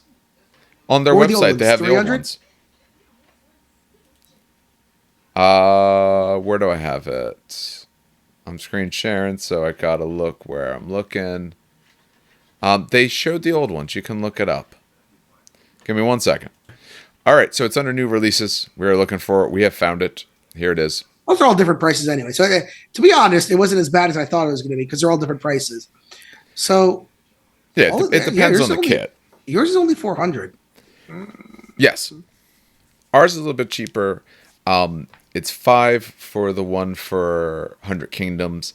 We see the Nord one is a little bit over 5. The prices actually, if you had watched this when they first showed this, they fluctuated a bunch because like they must just put in the wrong prices. But there is actually, if you tally it up, I don't have it in front of me, but decent amount of savings because that Ice Jotnar in the Nord one, that's an expensive kit. If you just look up this, here's the fun fact: they do actually price it for you. So if you click in it, so if you click I'm in on the 100 it Kingdoms one, and you scroll down, it'll say this pack contains, right? Yeah. And those are all the prices. I mean, they don't do the final price for you, obviously. Probably. Do they? Let me see. Read more. No. But if you want to add it all up right there, that's the price, and then you just compare it to the one on the top. So, like I'm on Old Dominion. So what they're showing me there is, I guess that is the accurate price. Yes. And what they and like then, without savings, I suppose. So yeah. So here, hold on. Give me 1 minute. I'm doing Old Dominion right now. So what is it? And I'm removing change. I'm not dealing with this 99 cents crap. Oh, are we doing straight 40s then? Yes, I'm not dealing with 99 so let's do 40s.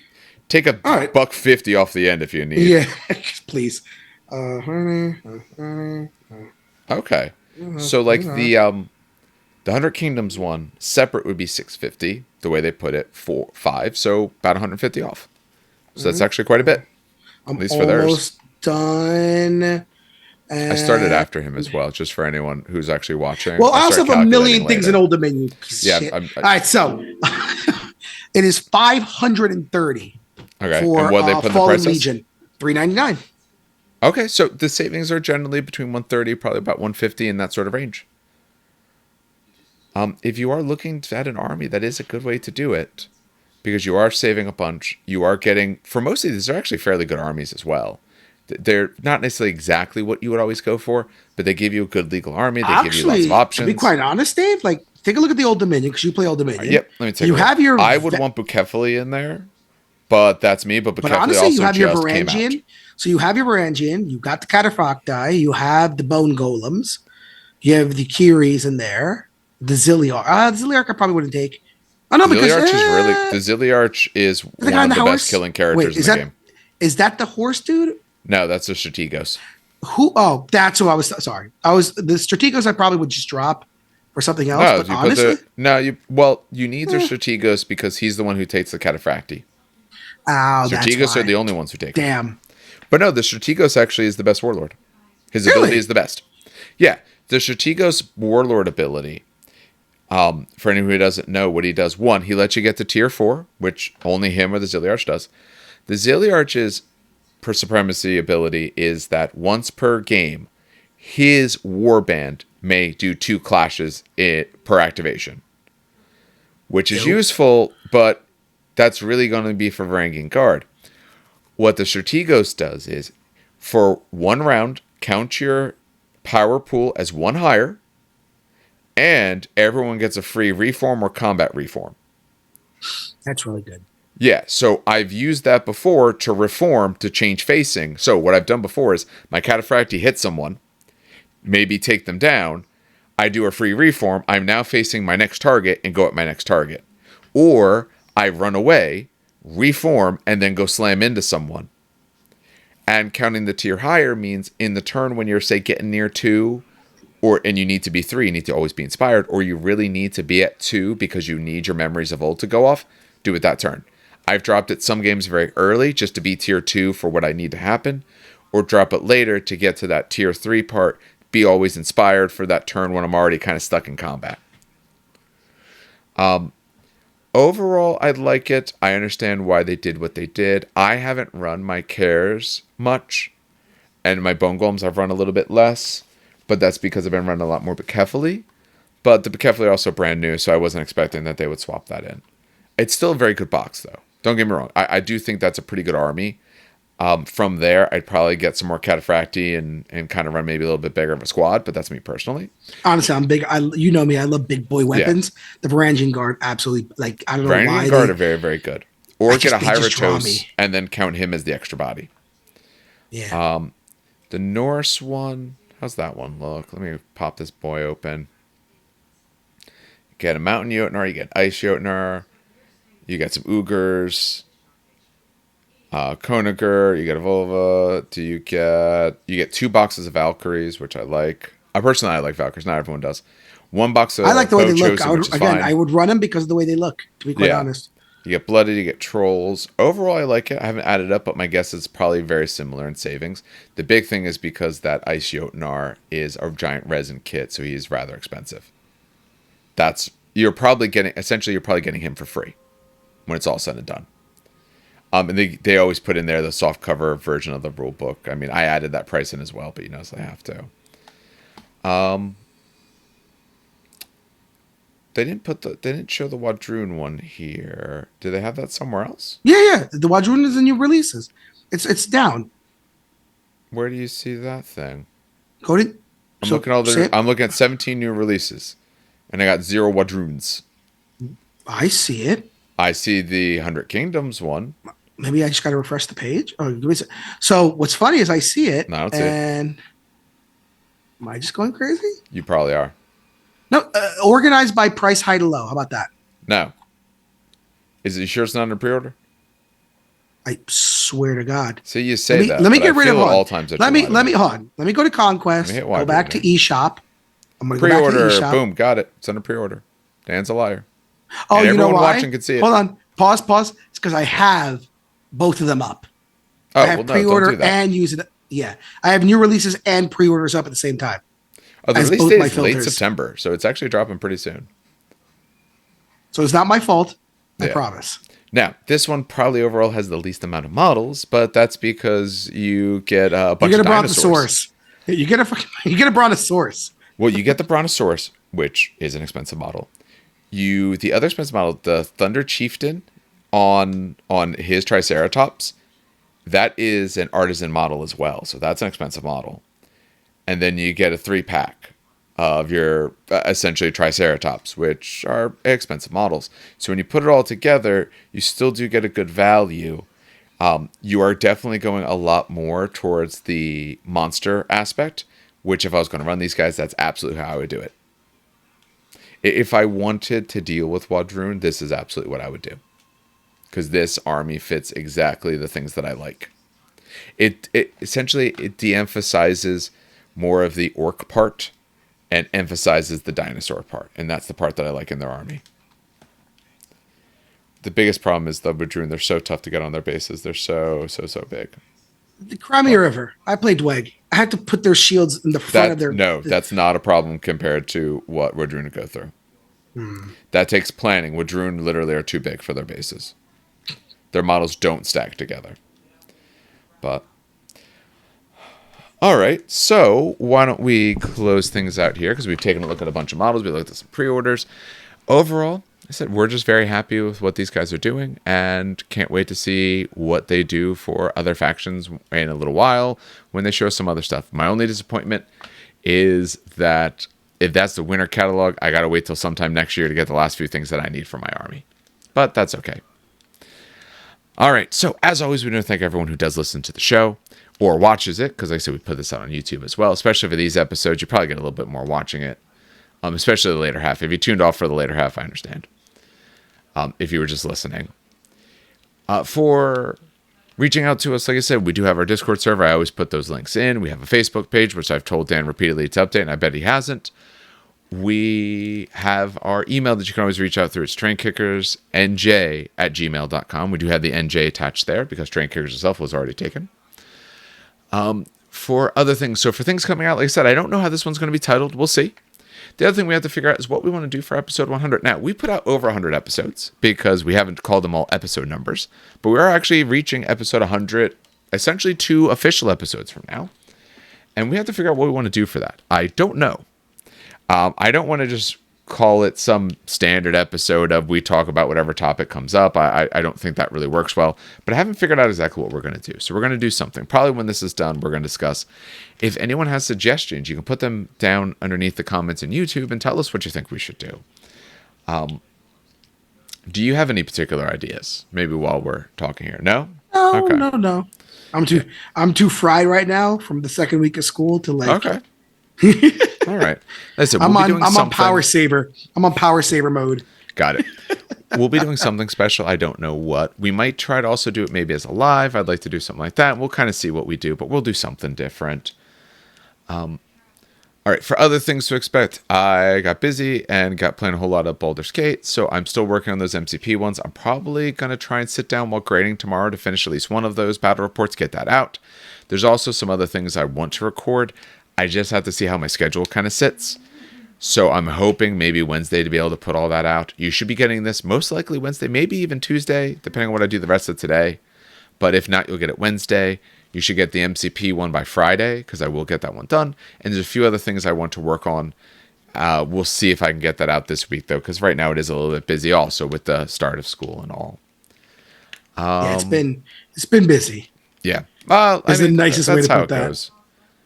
So I think that's all the announcements for the moment that I'm going to put out. So on behalf of everyone here at the show, then, has a good hobby and some great gaming.